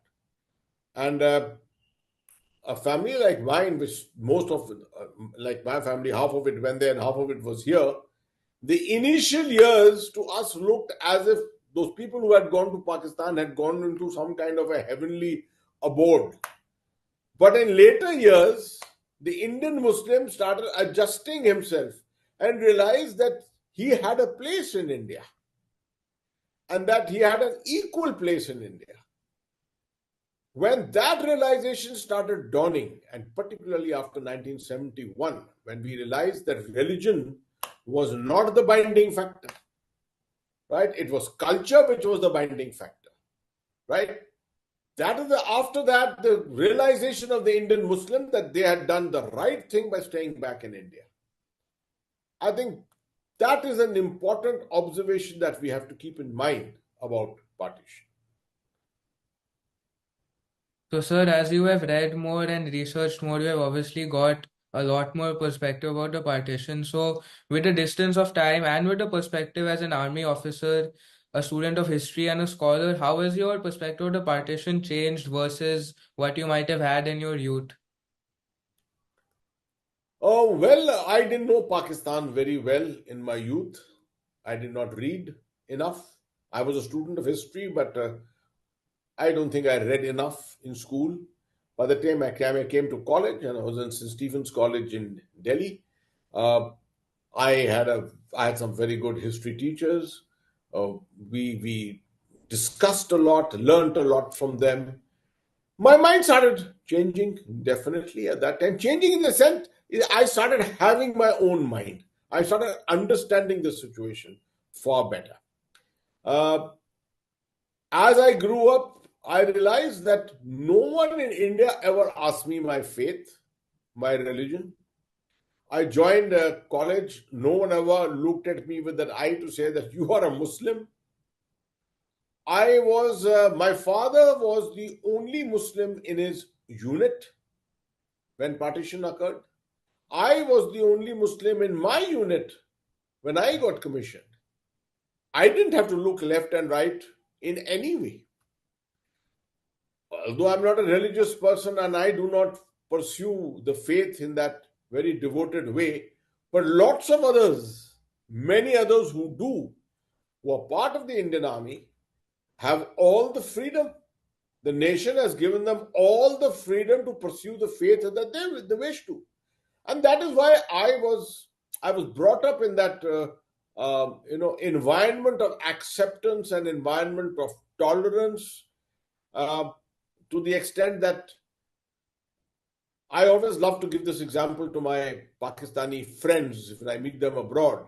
I said the advantage that I grew up with was that I had on my bench in front of me a Hindu, on my left I had a Sikh, and on my right I had a Christian. Behind me perhaps a Jain. And all of us shared our tiffins at 11 o'clock. It didn't matter in whose kitchen what had been cooked. We all put our fingers into each other's tiffins and ate it. I said, that experience you will never get in Pakistan. None of your children would have ever had that experience in Pakistan. The moment you realize that this is the kind of society you have grown in, you feel proud about it, right? There's pride in it. And then when you become a part of the Indian Army, or like in my case, become a part of the Indian Army, and in case of many other professions, people who join there, I've seen the bonhomie on festivals. I have seen Muslim families in India celebrate Eid, celebrate Diwali, celebrate Holi more, passionately than they even celebrate Eid. In my home, Diwali there has to be lights in my house. There have to be rangolis. And my daughters are here. There have to be rangolis in the house. There have to be sweets. I give special awards to my colleagues, to my staff. I give gifts to my personal staff. I mean, everything which is celebratory about Diwali is followed by me. I do the same thing on Eid also. So you see, when you are brought up in a cosmopolitan, multi-faith culture of this kind, I think the evolution of the mind is that much better. I was in London in the year 2006, attending a very large program of the British Army for over a year. It's called the Royal College of Defence Studies. And my British colleagues and lots of other officers from different countries, there were 42 countries represented there, they would often question me and ask me, how do you know so much about other faiths? They asked me, how do you know about Christianity? They saw that I could sing psalms and hymns. I said, what makes you think we are not educated in India? Education means acceptance and tolerance. I have been to church half my life. I have been going on every Sunday. While I was in school, morning and evening, I was in chapel. I read the holy prayer books, right? In my unit, I have been in the mandir every day. While I was in operations in Sri Lanka, every single day I went to the temple with my troops. I did a matha teko there, right? We took prasad. When we came back from operations, we took prasad. These are the practices which make you mature, which is what I tell people in India. You don't understand your own value system. I tell people in India, you don't realize the benefit of it. Which country in the world has got this richness of culture, right? So that is how my ideas changed completely.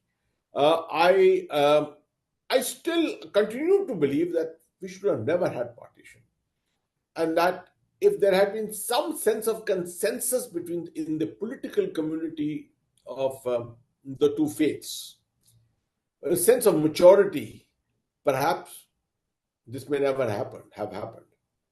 And I put more of the blame on the Muslim political leadership, because they are the ones who felt aggrieved or felt potentially aggrieved and thought that without a partition they could just not survive. I think we could have all survived and done very well as a nation together. Yeah, sir, I think that's a very good positive perspective, because otherwise these days in media and all, people tend to emphasize issues and conflict, but or people say that the partition was inevitable. So I think that's a really good perspective. Unfortunately, the thing is that the world undergoes change together. We are all seeing a very awkward kind of a dispensation happening all over the world, where you find, because of conflicts, because of some elements of some communities who take it upon themselves to do acts against humanity, you find those communities get profiled in that particular way, and we start looking at each other with a very, very colored mind. These are, I think, passing phases of history. We will come back once again to a time when I think it will be more a pursuit of scientific knowledge and academic study rather than the pursuit of identity and culture in the manner that we are doing today. So, sir, how do you think the partition is perceived differently in Pakistan versus India? Is there a common version of the truth, or has the truth been distorted over the years, as it often is in politics? Yes, that's an interesting question. Now, those who went away are now of a much older generation, continue to justify that they had gone, although in heart of hearts they also know that it was never a very good decision. Those who have grown up today have since that time have grown up in an environment of hatred. It's unfortunate that Pakistan has had a leadership. It's hardly had a civilian political leadership. It's hardly had an elected leadership. It's mostly had a leadership which was people in the uniform, like me. Now you're finding me, my approach is very different. But there, what has happened is that the Pakistan Army in particular has taken it upon itself to take a leadership role, and they felt that the leadership role could best be achieved and best be perpetuated by ensuring that they played the religion card, the card of identity and the card of profile. That, see, Pakistan is a Muslim nation. Pakistan has to be a part of the larger Islamic Ummah. Pakistan has to be a part of the 57 nation OIC, the Organization of Islamic Conference, right? Or the Organization of Islamic Cooperation, sorry, OIC, right? It has to be a part of that. Pakistan has always tended to look at the Arab world and consider itself more Arab than South Asian. It doesn't want to look at South Asia at all. It feels that South Asia is far too Hindu and things of that nature.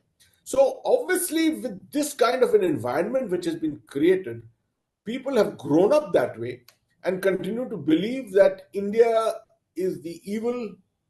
All other faiths other than Islam are evil. As you know, even Christianity in Pakistan is spurned, looked down upon.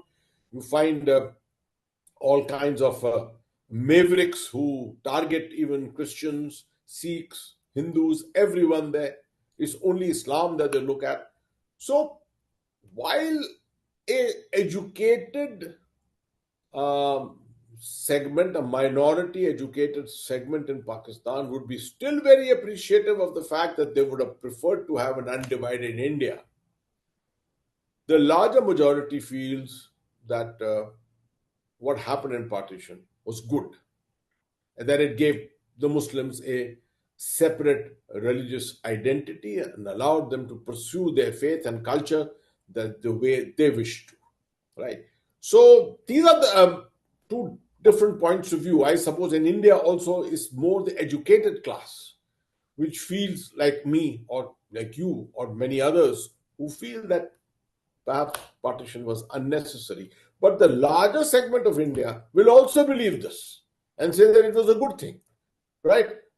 Good that they have gone away, the Muslims have gone away, that a minority has been left here. They would have preferred the minority also to have gone. That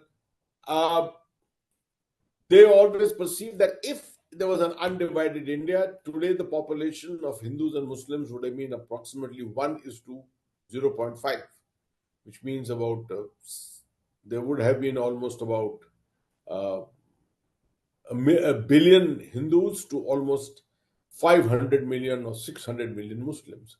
And that may have created more problems than solutions. So these are the kind of beliefs which continue to persist. But this is a part of sociological developments which have taken place over a period of time. You cannot reverse history.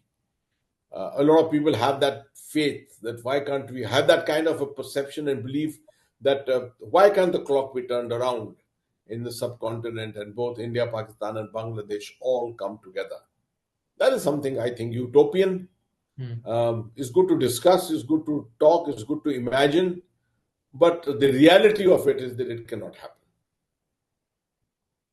So you said that these beliefs still persist, and in fact, the hatred is getting worse over time. But you also said that there might come a day when people realize their common ground and the situation gets better. So, what do you think it will take for India and Pakistan to move beyond the shadow of the partition? It's already been 77 years. So, what would need to happen for a region to move beyond these animosities? See, there are certain factors which only keep contributing to that hatred. One of the major factors is Pakistan's choice of using a strategy against India, a strategy which is called proxy war. You see, left to a civilian government alone, perhaps India and Pakistan could have met in a more conducive environment and perhaps looked for promotion of peace. But you have the Pakistan army to contend with. The Pakistan army, a defeated army, defeated in 47, 48, defeated in 65, defeated in 71, defeated in 1999. This army had chosen upon itself that it has to compensate for its defeats. It has to take revenge, retribution against India. And they know that the Indian army, Indian armed forces are too large, then the Indian economy is too large, and therefore a direct face-to-face kind of a retribution is impossible. So they've chosen to follow a strategy of hybrid proxy war, which they feel can continue forever. It will keep the relevance of the Pakistan army intact. It will keep Pakistan committed towards taking back Kashmir. It will keep India on tenterhooks forever. And they hope that peace will not prevail. By peace not prevailing, the Pakistan army will always continue to take the leadership role in Pakistan. Now, with that kind of an thinking, the kind of perception and ideology, I cannot foresee a environment of peace for a very, very long time. Perhaps a situation now, today, if you see the asymmetry between India and Pakistan, that asymmetry is, let's look at it in economic terms. That's the subject you're going to study in the future. Look at it in economic terms. We are today sitting on $650 billion worth of foreign exchange. We are on a 7.2% growth rate, which the World Bank has also certified only yesterday. Okay. Continue with this, we will be probably a $4 trillion economy in the next 1 year, probably a $5 trillion economy by 2028, or maybe a little before that. We could be heading to be a $10 trillion economy by 2035, or around that, if this is the rate of thing which will continue. Pakistan, on the other hand, has gone for the 24th time to the IMF to seek a loan of this time $6 billion. Each time, otherwise, it has been $3 to $6 billion. They have hardly been in a position to service the loan at most times. They have borrowed from China or borrowed from somewhere else to service the loans.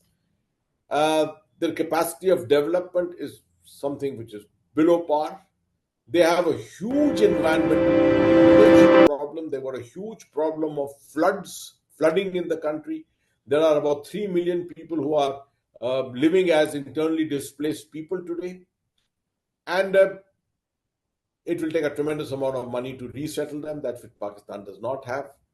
So this society is going to be in ferment, in turbulence for very long. While the society in India is settling down completely, you see, with economic. Good day and welcome to FO Talks. Joining me today is the CEO and founder of Fair Observer, Atul Singh. And our discussion today is going to be addressing India as a rising global power. And I'm pleased to get into this conversation. But before we get into the subject of global,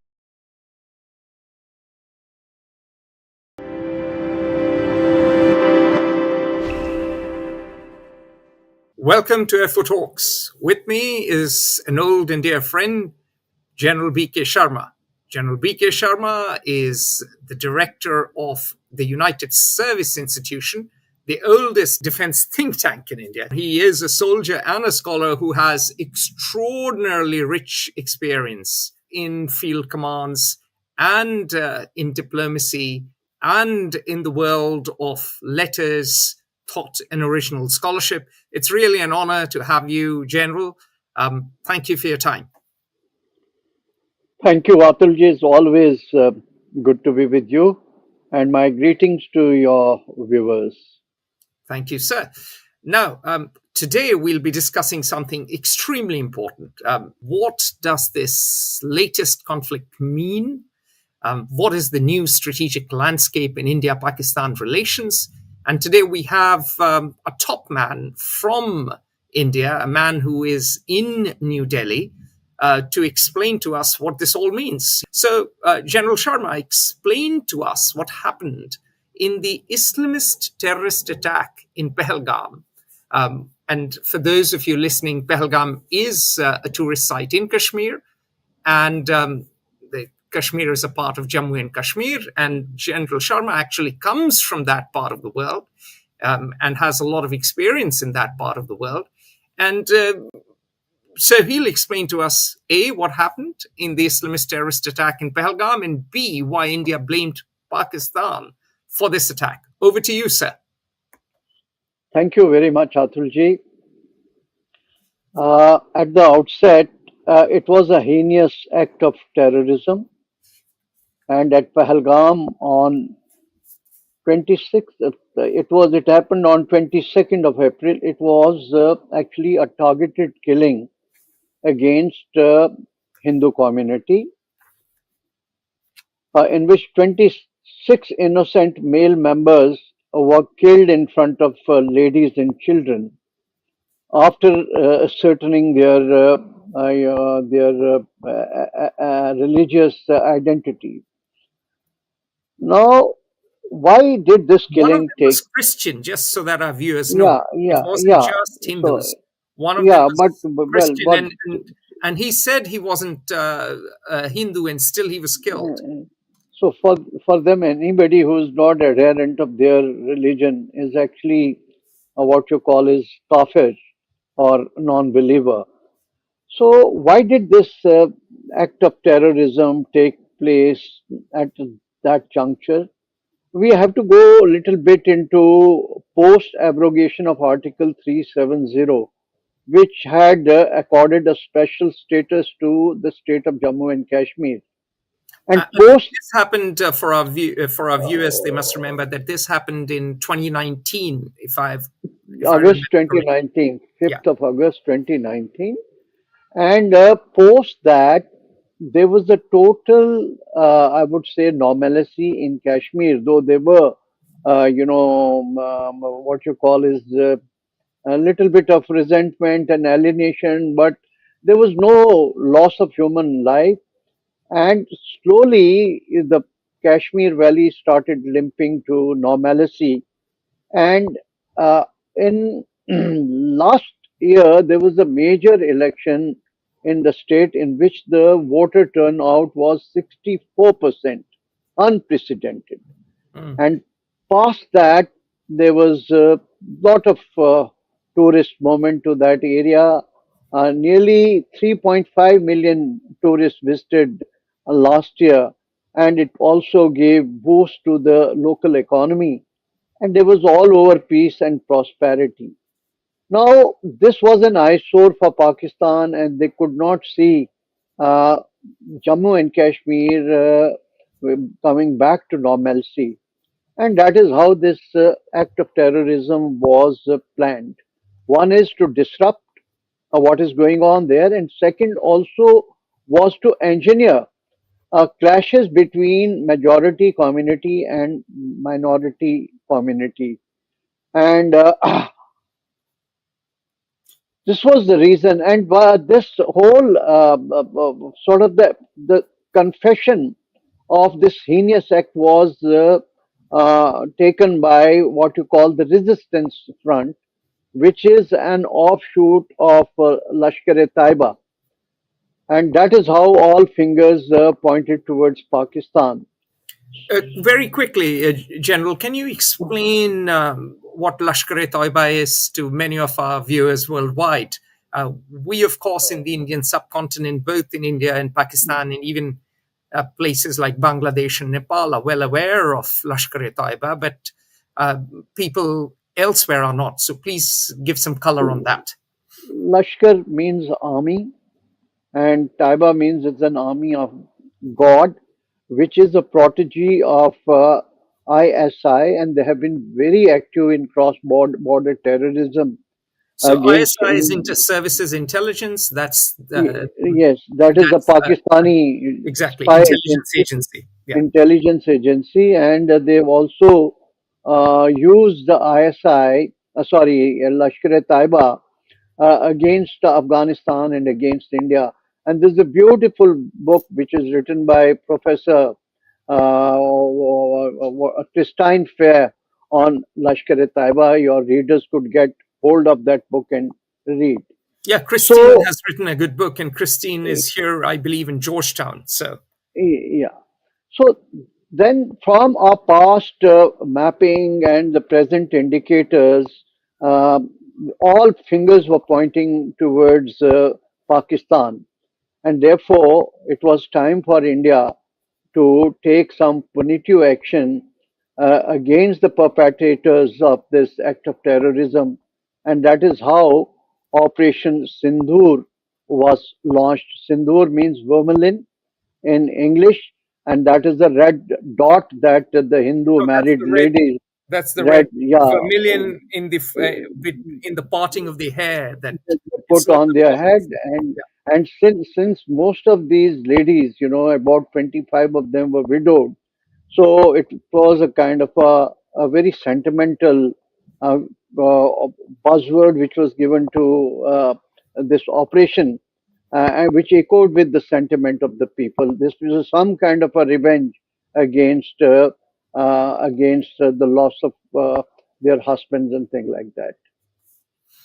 I see. So that explains two things. That explains, why Pakistan potentially did it, and why it had the incentives to do it, and why India blamed Pakistan. Now, let's talk about the role of the then general and now Field Marshal Sayyid Asim Munir Ahmad Shah, who is the chief of army staff of Pakistan, in reality, the man who really runs Pakistan. And he's a man with roots in Jalandhar. He's the son of a teacher who was also an imam, and the winner of the Sword of Honor in the Officers Training School, Mangla. So seems to be quite an ideological character. He was also head of ISI, and seems to be, in some ways, a high flying officer. So what do you think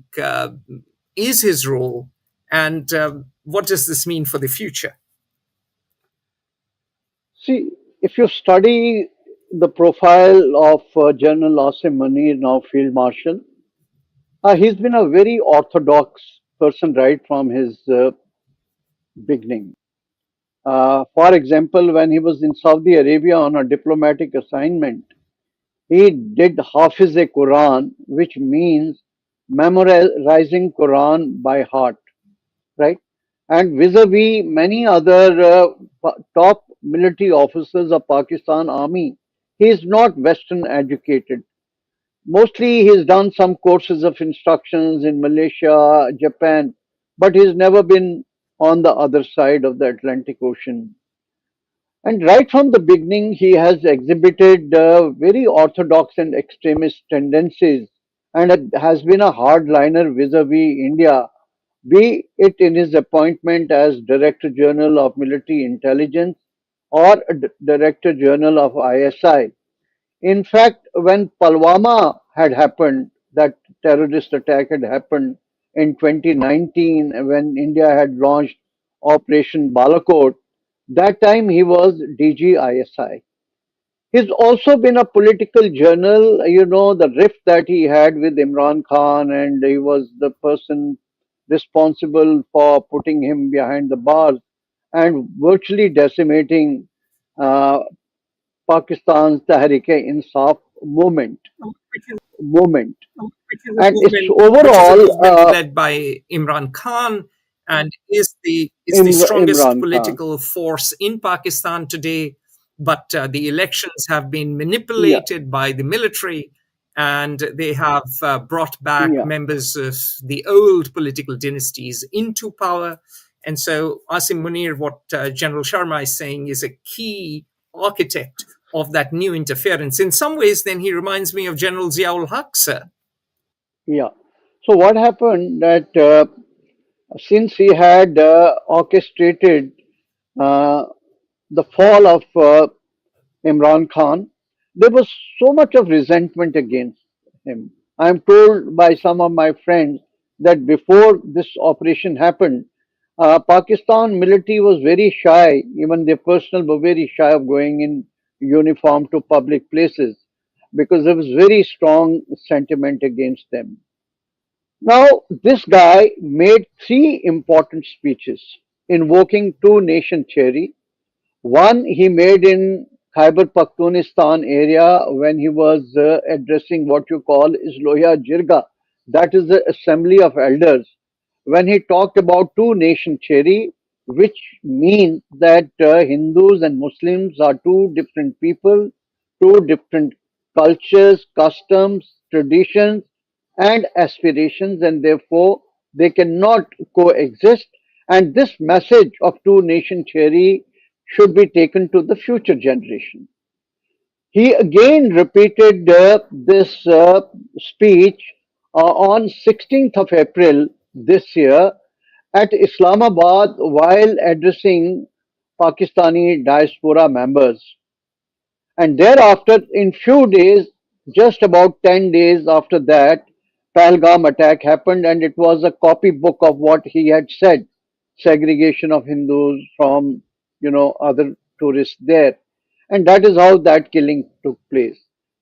Even after that killing on 22nd of April, on 26th of April, he made another speech at Pakistan's military academy at the time of passing out. Again, he reiterated the two nation theory and urged passing out Pakistan military cadets to fight, or to to launch jihad against infidels. So, if you put everything together and the way this act was committed by them, all fingers were pointing out towards Pakistan. Though there are many people who say, in a very gullible manner, that India had no evidence and they should have only taken this action only after some evidence was shown to the world community. But well, did United States of America show any evidence to anybody, right? For that matter, when they attacked Indian Parliament in 2001, later on Bombay terrorist attacks took place in 2008, and then there have been series of attacks in which Pakistan complicity has been established beyond any doubt. That was the reason, based on the history of Pakistan and the acceptance by the resistance front, that India was left with but the Hobson choice to take some punitive action against Pakistan, because the very mother of this entire hatred and religious extremism or terrorism emanated from the very top man who's de facto the emperor of Pakistan. I see. So Asim Munir has a critical role to play, and my question then is, um, now he's a field marshal after the conflict. So does this mean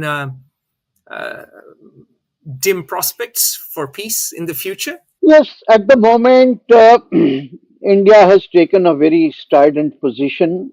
As you would have seen, that our Prime Minister has been absolutely resolute in saying that trade, water, and talks, they cannot move hand in hand with terror. And he has also said that India will call Pakistan's nuclear bluff, and Pakistan military establishment and terrorists are in cohort with each other. They are chips of the same block. So any act of terrorism in future will be taken as an act of war, and India will resort to three basic lines of response.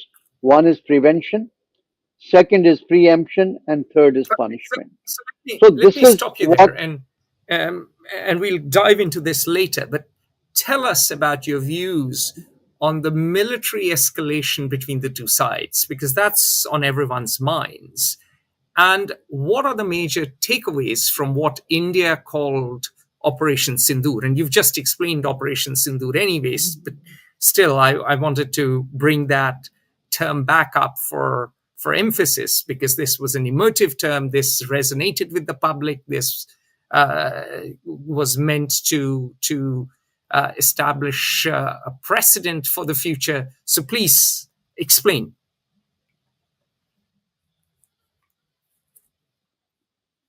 in the past India has had used strategic patience against Pakistan in the wake of sensational terrorist strikes, but there was a major terrorist strike in Kashmir in a place called Uri in 2017, post which India decided to act in a more proactive and resolute manner, and we carried out about six trans-border raids against the terrorist infrastructure.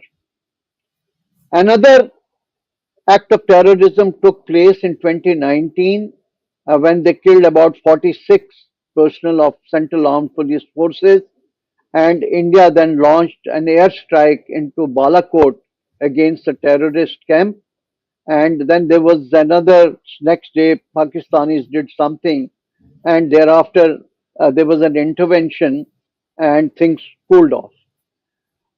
This time again, a heinous act of terrorism was abetted by Pakistan, and therefore the national sentiment was to go for more resolute retributory action.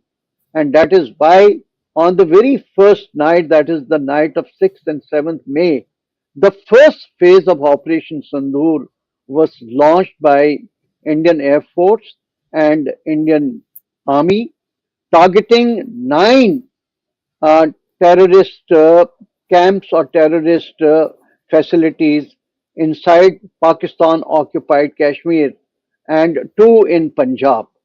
And the two most important of these were, one was at Maritke, which is the headquarters of Lashkar-e-Taiba, and second is in central Punjab of Pakistan, what you call is Bhawalpur, where Hizbul Mujahideen not Hizbul Mujahideen, what you call is this Jamaatul Dua, and there is another terrorist organization that was headquartered there. The Hafiz Sayyid is the head of that organization, and then you had Hizbul Mujahideen, which is a POK based organization. There are about another 7 camps which we had targeted. So during this targeting, there were about 70 to 100 terrorists who were eliminated, including about 12 members of the family of Hafizul Sayyid and other Muhammad Azhar, who is head of the Jaish-e-Mohammed, and his headquarters is located there. Now, what is interesting here is that in the funeral of these killed terrorists was a state funeral in which the top Pakistan military generals participated, and their dead bodies were wrapped in Pakistani national flag. And what more evidence does the world require about Pakistan's complicity in these terrorist attacks? Anyway, on that night, this India's intention was not to target any civilian or military establishments. It was a pinpointed target, and India made it very clear to Pakistan that we are not interested in any escalation. That night also some air action had taken place. Maybe I can talk about it a little later, in which possibly, as CDS had said, Chief of Defence Staff during Shangri-La dialogue, that there was some tactical mistakes from Indian side, and perhaps there would be some loss of aircraft that night. How many we really don't know. Next day, there was a kind of a retaliation by Pakistan in which they launched about 500 drones, quadcopters, and missiles against India. But these were thwarted by Indian defense air defense system, which is mostly indigenous with part of Russia. We had developed our own indigenous air defense system, totally automated with artificial intelligence, clubbed with S-400 air defense Also system. Israeli And there is Barak, one right? That's also there. Barak and Akash Tir, which is made by our own DRDO. So none of these Pakistani strikes were successful. There was hardly any damage that was caused by them. Thereafter, India again went for a major retaliation, and that is on the day of 10th May, wherein we targeted 11 of their airfields. Like some airfields in the province of Sindh were as deep as 350 kilometers, using BrahMos, which is a cruise missile, supersonic, hypersonic cruise missile. We used that and targeted 11 of these airfields, including airfield called Noor Khan, which is right in the heart of Rawalpindi, very close to their strategic planning division, which controls their nuclear assets.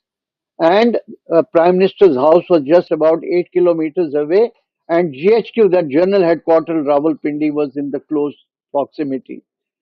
Now, this was penetrating through the entire air defense system of Pakistan, which is based on HQ-9 Chinese supplied air defense network. And we also did the electronic jamming of some of their facilities in Lahore and couple of other places. And Pakistan had no answer to this. It is at that juncture when they panicked, then there was a sort of a request from their DGMO around 3 o'clock in the afternoon to go for a ceasefire. And India agreed for that ceasefire. Maybe backdoor, there would have been some conversation with some American interlocutors. But the decision for India to accept the ceasefire was entirely its own, and not due to any mediation or anything of that nature. Reason for that was that we had already accomplished our mission in terms of precision targeting of terrorist camps, and then upping the ante in the escalation ladder by going against their strategic airfields. And that is how that ceasefire came into, So, and it General holds Sharma, still.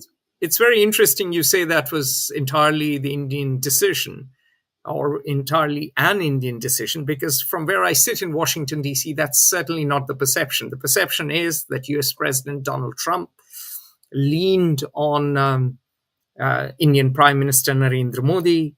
The perception is that Secretary of State Marco Rubio and Vice President J.D. Vance tag teamed, and the Indians gave into pressure.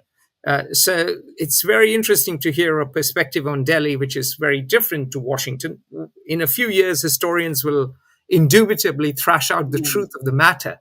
But let us move on and talk about the Pakistan-China strategic nexus, which you've often spoken about in the past. No, I please permit me to respond to what you said. Mm-hmm. Suppose when India was on an ascendant side, what was the compulsion for India to accept some mediation from any side? You tell me. And what was the reason for President Trump, even before Indian side had announced it, to just to do that message on the Twitter or X and announce it? And what has happened subsequently? Indian political leadership had pointedly declined that anything of this nature. They've agreed that yes, there was some conversation between the top leadership of US and ours, but the decision to accept the ceasefire was not at the behest of A, B, or C. It was entirely an Indian decision, right? So therefore, I don't understand why should India be shying away from accepting if there was any pressure from any side. Well, I'm talking about public perception, correct? So the truth of the matter may be something that'll come out, as I said, as when historians write it. I'm talking about public perception, not just here, but in Washington, but not just here in Washington, but in London. And the government can say all it wants, but the perception is that Donald Trump exerted pressure and his administration exerted pressure because Pakistan was probably imploding or probably about to threaten nuclear strikes. God knows what they did on their side, but that is the public perception. And that is where on the narrative front, there's always a narrative war that goes on during any war. And I'm sure different parties around the world are peddling their own narratives for their own interests. Well, let me tell you, I mean, even though we may say that nuclear weapons are very dangerous and the rest of the world thinks that, well, South Asia is the nuclear flashpoint, but I think the nuclear threats are far more close in Europe today than they are in South Asia. So at least in the Indian military, we have a very responsible no first use doctrine. If any sobering effect that is to be done, it is to be on Pakistan, which like a child flashes its nuclear weapon. And there is a very serious debate that if any side that is to be dispossessed of nuclear weapons, it is an irresponsible state like Pakistan, which every time plays nuclear card and nuclear rhetoric. And that is the public perception, that Pakistan played that card yet again and therefore took advantage of nuclear blackmail. And that is the public perception here. Anyway, moving on to something you've talked about over the years and something you have a fair degree of expertise on because you go to China. In fact, you go to Russia as well and you speak Russian. And so you are best placed to talk about the Pakistan-China strategic nexus during this conflict and its future complexion. See, firstly, what has happened at this time over, there's a full Chinese complicity in what Pakistan has done. Right from the beginning, when Pahalgam happened, Chinese media was parroting the Pakistani narrative, making statements like Pakistan is playing a very important role in combating terrorism. And at the UN Security Council, when that resolution was being drafted, they again asserted themselves, as in the past they've doing in case of UN Resolution 1267. They again asserted and they moderated or toned down the tone and tenor of that resolution. Later on, uh, whatever weapon systems Pakistanis have used are Chinese supplied. 81% of Pakistani weapons come from China, right? And they are giving them Beidou satellite imagery. Their entire aerospace uh, domain awareness actually is coming from China.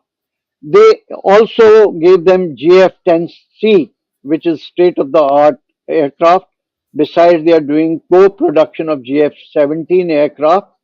And it is assumed that on the night of 6/7, Pakistanis did enjoy a little edge in the aerospace domination control due to Chinese making them available the satellite imagery and PL-15E missile, which is supposed to be a BVR missile, which had a range of maybe more than BVR, beyond the visual range. Exactly. I wanted you to Beyond the explain that. visual. So beyond the visual range missile, which could fire from a long standoff distance, and probably if those missiles were used, that could have probably led to certain losses from our side.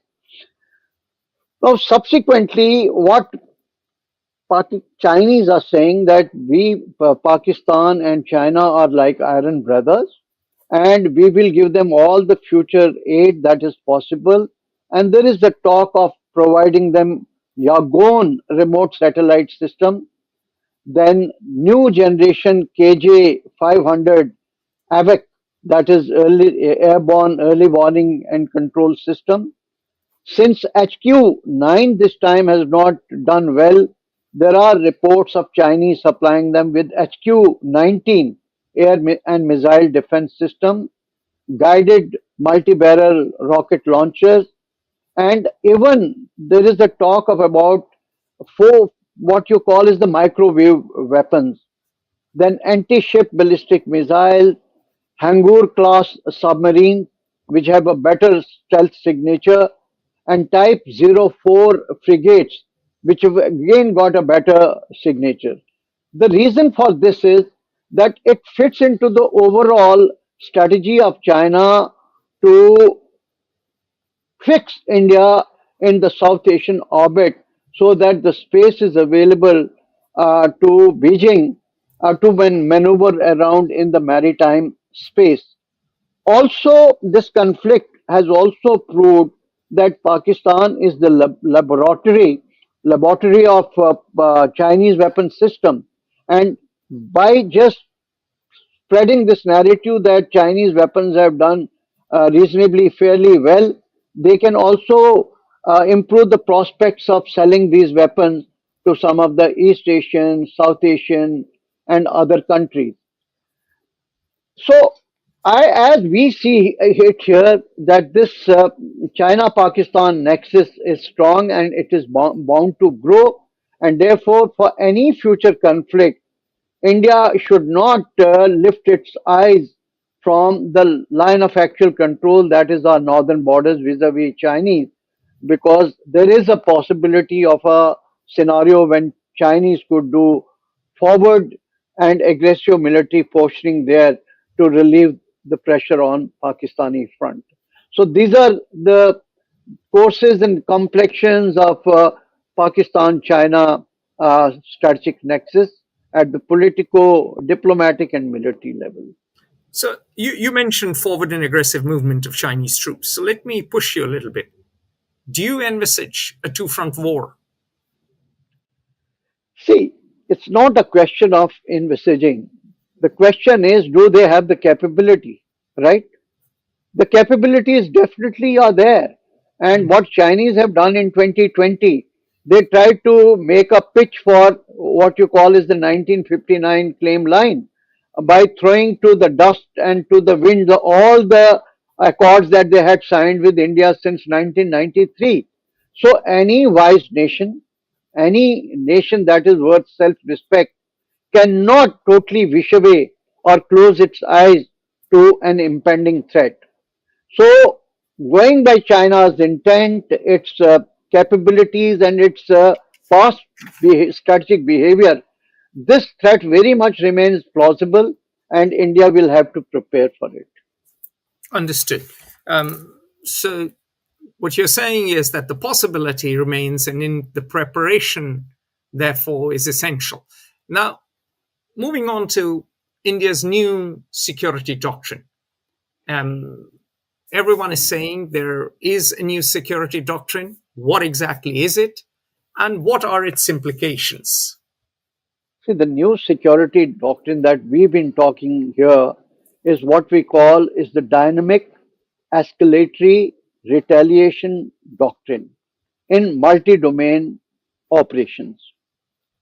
And the strategic guidance comes from, for this, from our belief, the political leaders' belief that there should be total uh, zero tolerance towards terrorism.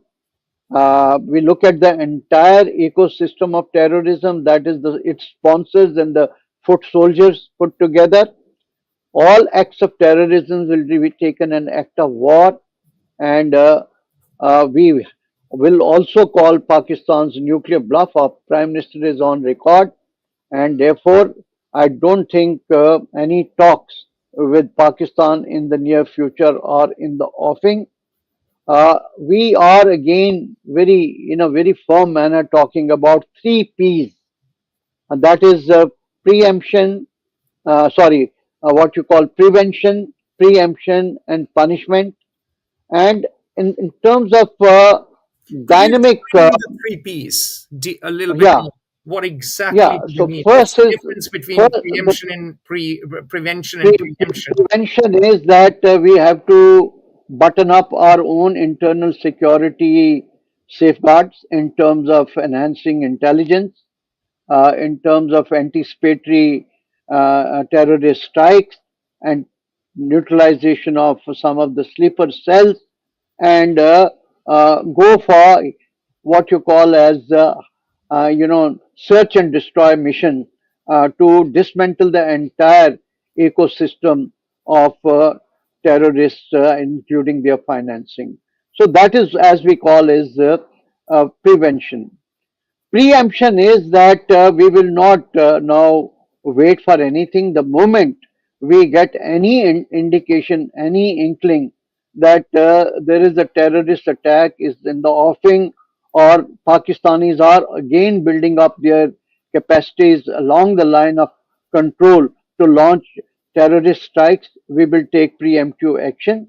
And should Pakistan complicity be fully established, then we will go for retributory actions or punitive actions. What we call is the punitive deterrence capability against Pakistan. And all this now is going to be in the multi-domain operations when we are going to combine non-kinetic and kinetic means. For example, this time the whole punitive action started with the holding in abeyance the Indus Water Treaty. There are 5 rivers which flow from India into Pakistan. Let me Right. just stop you very quickly. Just explain to our viewers the difference between kinetic and non kinetic, because military men understand it, but Yeah. often laymen don't. So non-kinetic means are non-military means. That means you're not using your missiles or any explosive or any hard military platform. This, so that entails like water as a tool of strategic coercion. Second is, your uh, use of cyber weapons, right? Uh, it's psychological operations in the cognitive domain, right? So these are some of the non-kinetic means, whereas kinetic means are what we've been seeing day in and day out. So this multi-domain operations, we want to achieve a certain degree of supremacy in terms of sensor-shooter interface, sensors right from space down to the man with a binocular. Shooter is from a pistol or a bayonet right up to whatever you call is maybe a space weapon. And then we would like to look at the flawless, seamless logistic supply chain, use of simulators for training in near virtual or augmented reality environment. And the heart of this is, what you call is EW, electronic warfare, cyber warfare, and then AI driven command, control, communication, intelligence, and surveillance system. So we are heading in that direction, and at the moment, our effort is to produce indigenous system so that you do not rely on any outside agency. And again, due to some disruption, then we will have to look over our shoulder. So this is what India's what you call is the dynamic escalatory retaliatory doctrine, which is based on multi-domain operations and nation disruptive technology entails. Now, let me ask you about Indus Water Treaty. And this, the 1960 treaty that survived the 1971 war, that survived 1998 Kargil conflict, that survived all the terrorist attacks 2001, 2008, and continued till 2025. It's been suspended. Does that mean there will be water wars now? Well, there won't be any water wars per se, but when we signed this Indus Water Treaty, that means there are these six rivers. Three are the northern rivers, which is Indus, Jhelum, which flows through Kashmir, and Chenab, which again is from the southern part of state of Jammu and Kashmir, or you can call it Union Territory. Now India uses 20% of those waters and 80% flows into Pakistan, and three southern rivers in the plains, which is Ravi, Satluj, and Bias. India has 100% control over those waters. So what we have done when we signed this treaty, it was with a responsible state. The spirit was that, well, this water will help them in their agriculture and they will attain prosperity and they will stabilize and become a responsible state. But what we are witnessing today, you're dealing with a rogue and a terrorist state. So therefore, India as a upper riparian state reserves the right of putting this treaty into abeyance till Pakistan stops cross-border terrorism. So this is our condition, that you behave like a normal civilization state which respects international treaty obligations, and then we can talk about the water. So we may have the capacity to alter the flow of these rivers and disrupt the cropping pattern in Pakistan, and thus use it as a tool of strategic coercion, with the hope that Pakistan stops cross-border terrorism, and then we can renegotiate the treaty all over again. Pakistan has said that'll be a casus belli, and it would be a threat to the livelihood of hundreds of millions. Pakistan is largely an agrarian state, and they will have rivers of blood flowing should India try anything with the Indus waters. Yeah. And So Indus and its tributaries waters. well, then why is Shahbaz Sharif talking about initiating talks with India, including on water, terrorism, Just and so trade? that our viewers know, Shahbaz Sharif is the Prime Minister of Pakistan. Yeah. So why is he talking about He's the talks brother now? of Nawaz Sharif, who was Prime Minister earlier. He comes from Yeah. the Sharif political So family. Over to you, sir. why is he talking about resuming these talks? Some hate is actually being felt there, right? And it is the people of Pakistan who will hold their government and their military accountable. That is exactly what was happening.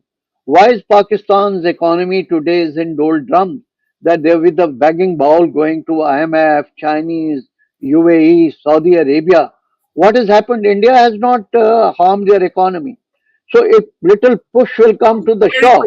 Very quickly, for historical context, our viewers should know that when India and Pakistan became independent, Pakistan actually had better irrigated land. Pakistan was actually better poised for economic growth. Pakistan was also a Cold War ally of the US, and Pakistan indeed had a certain industrialization in the late 50s and 1960s.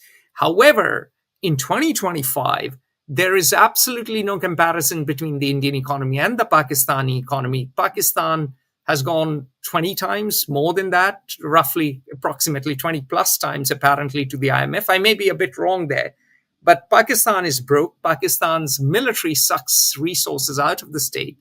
And the corruption in Pakistan has reached such astronomical levels that the moment money flows into Pakistan from abroad, property prices rise in Dubai. So clearly that money is being siphoned off by elites.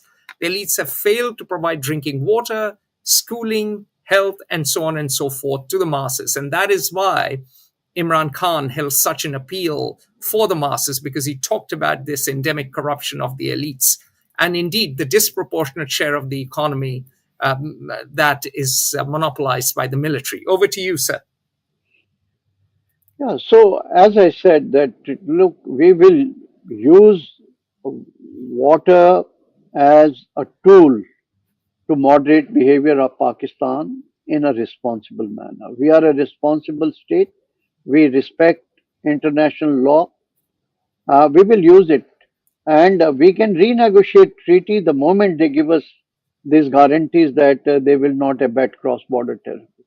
But the question is, you say responsibility, and this is where I'm being asked by a number of my European and American friends, is that if you're going to disrupt water flows, that will lead to famine in Pakistan. So is this the equivalent of a nuclear strike? I'm sure good sense will prevail in Pakistan much before that, and things will not come to that pass. That is exactly, sometimes you have to give a bitter pill to cure a sick mind. Okay, so we've talked about India's new security doctrine. We've talked about its implications. You've talked about water as a tool of non-kinetic tool of India's new doctrine. What should India do? And this is my final question. What should India do to enhance its defense preparedness? India has contested borders both with Pakistan and China. And both of them are acting in tandem. Their political interests and their military interests totally coalesce vis-a-vis India. They are both autocratic hegemonic states. India is the only democratic state, and therefore we have to be totally prepared for comprehensive national security to defend our sovereignty and our way of life. So, in the light of these series of events that have taken place vis-a-vis Chinese and Pakistanis, it is high time that India should have a deep dive into its national security matrix. We definitely need a national security strategy. Do we not have one? We do not have one that is articulated, and maybe we will not put one in the public domain. But we need to have one such document which is in sync with the geopolitical realities and the strategic security challenges which are staring us in the eyes. Likewise, we need a national defense strategy, maybe national military strategy, and a nuclear posture review in the light of whatever nuclear saber rattling Pakistan does. India is just spending about 1.5% of the GDP on its defense. This that requires is like a European country. That is almost Yes, like a European welfare state. yeah. So given the threat perception, we need to increase our defense budget to maybe 2.5% of the GDP. Our procurement processes are still, they move very slow due to A red glacial tape. pace, as someone put it. Yeah, red tapeism and bureaucratic hurdles. We need to review and probably digitize that. Then we've realized that, well, when the balloon goes up and the chips are down, you're all alone in the ring. So we have to be self-sufficient in our defense technology, and that is why Atam Nirbharta, what we call is Make in India, must get a boost. We still have to take long strides in terms of in jointness, integration, and theaterization vis-a-vis Chinese who have theaterized command. So we are in the process of creating theater commands. This must get accelerated. Then there still exist certain critical voids, particularly in the aerospace domain. Today, the strength of Indian Air Force squadrons come to 31 squadrons, and our 4.5 generation, fifth generation aircraft still are not in the offing in the near future. So So we have to you have, speed. just to stop you there. So India has 31 functioning squadrons, and the sanctioned strength is 42, isn't it? Yeah, 42. So we have to boost up that strength and have our own aircraft like Tejas 1 and Tejas 2, for which we need engines, 404 or 414 engine from United States of America.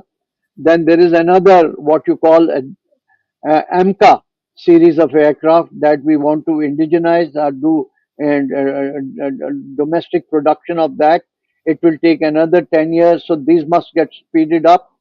A lot of investments have to be made in artificial intelligence, machine learning, what you call is the big data analytics, supercomputing, because lethal autonomous weapon systems or quasi autonomous weapon systems is going to be the weapons of future. So investment in that. Then our strategic communication still is not up to the mark. We've seen it that many a times, though India is morally on a high ground, but our strategic narrative or communication, it is quite disparate and diffuse. So a lot of sort of effort has to go into that. We've seen all the wars in Ukraine and elsewhere that today it is not only the militaries, but the entire nation fights together. So we want to adopt a whole of government and whole of nation approach in which not only the government agencies, military, but your academia, your research institutions, your industry partners all act in tandem and towards a common purpose. So this needs to be institutionalized. And last, I think we can say that we are living in a new era that is characterized by what you call is VOCA, uh, that is VUCA, volatility, volatile, uncertain, complex, and volatility, ambiguous. uncertain, complex, ambiguous, and I will add two more to that: hyperconnectivity, as you've seen through social media, and disruption.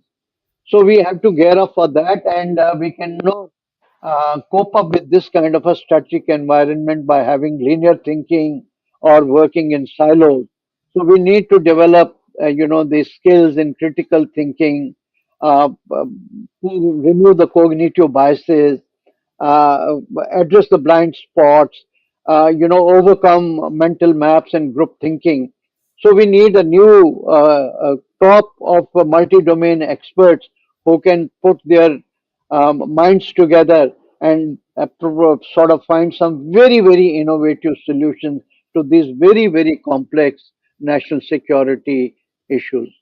So these are some of the areas which are in the pipeline, and I think there is a sense of urgency in India today that everything should not be taken like what happens in most democracies in its in a very sort of slow basis, but there is a need to give an impetus to this. And finally, I would just close my remarks by saying that there is a realization here. We all keep saying that India needs to heed three mantras.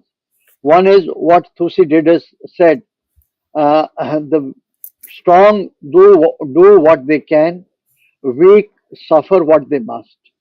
And That's the second, Melian dialogue, Thucydides. yeah, The strong yeah, do what they can and the weak yeah, suffer as yeah, they yeah. must. And then what Paulo Coelho, my favorite author, said, love thy neighbor, but never sell your sword. And then I'll allude to President Roosevelt. He said, speak softly, but carry a long stick, you will go far. I think You're these are talking the about three Teddy mantras. Roosevelt here. Yeah. So these are the three mantras I think we should heed here in India. Be a responsible, pluralistic, democratic state, but at the same time having strong deterrence and war fighting capabilities. Excellent. On that note, thank you very much for your time. Those of you who are watching this, make sure you subscribe to our YouTube channel. Make sure you share this video. And we'll have General BK Sharma back in a jiffy.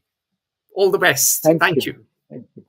Join the conversation at Fair Observer and subscribe to our YouTube channel.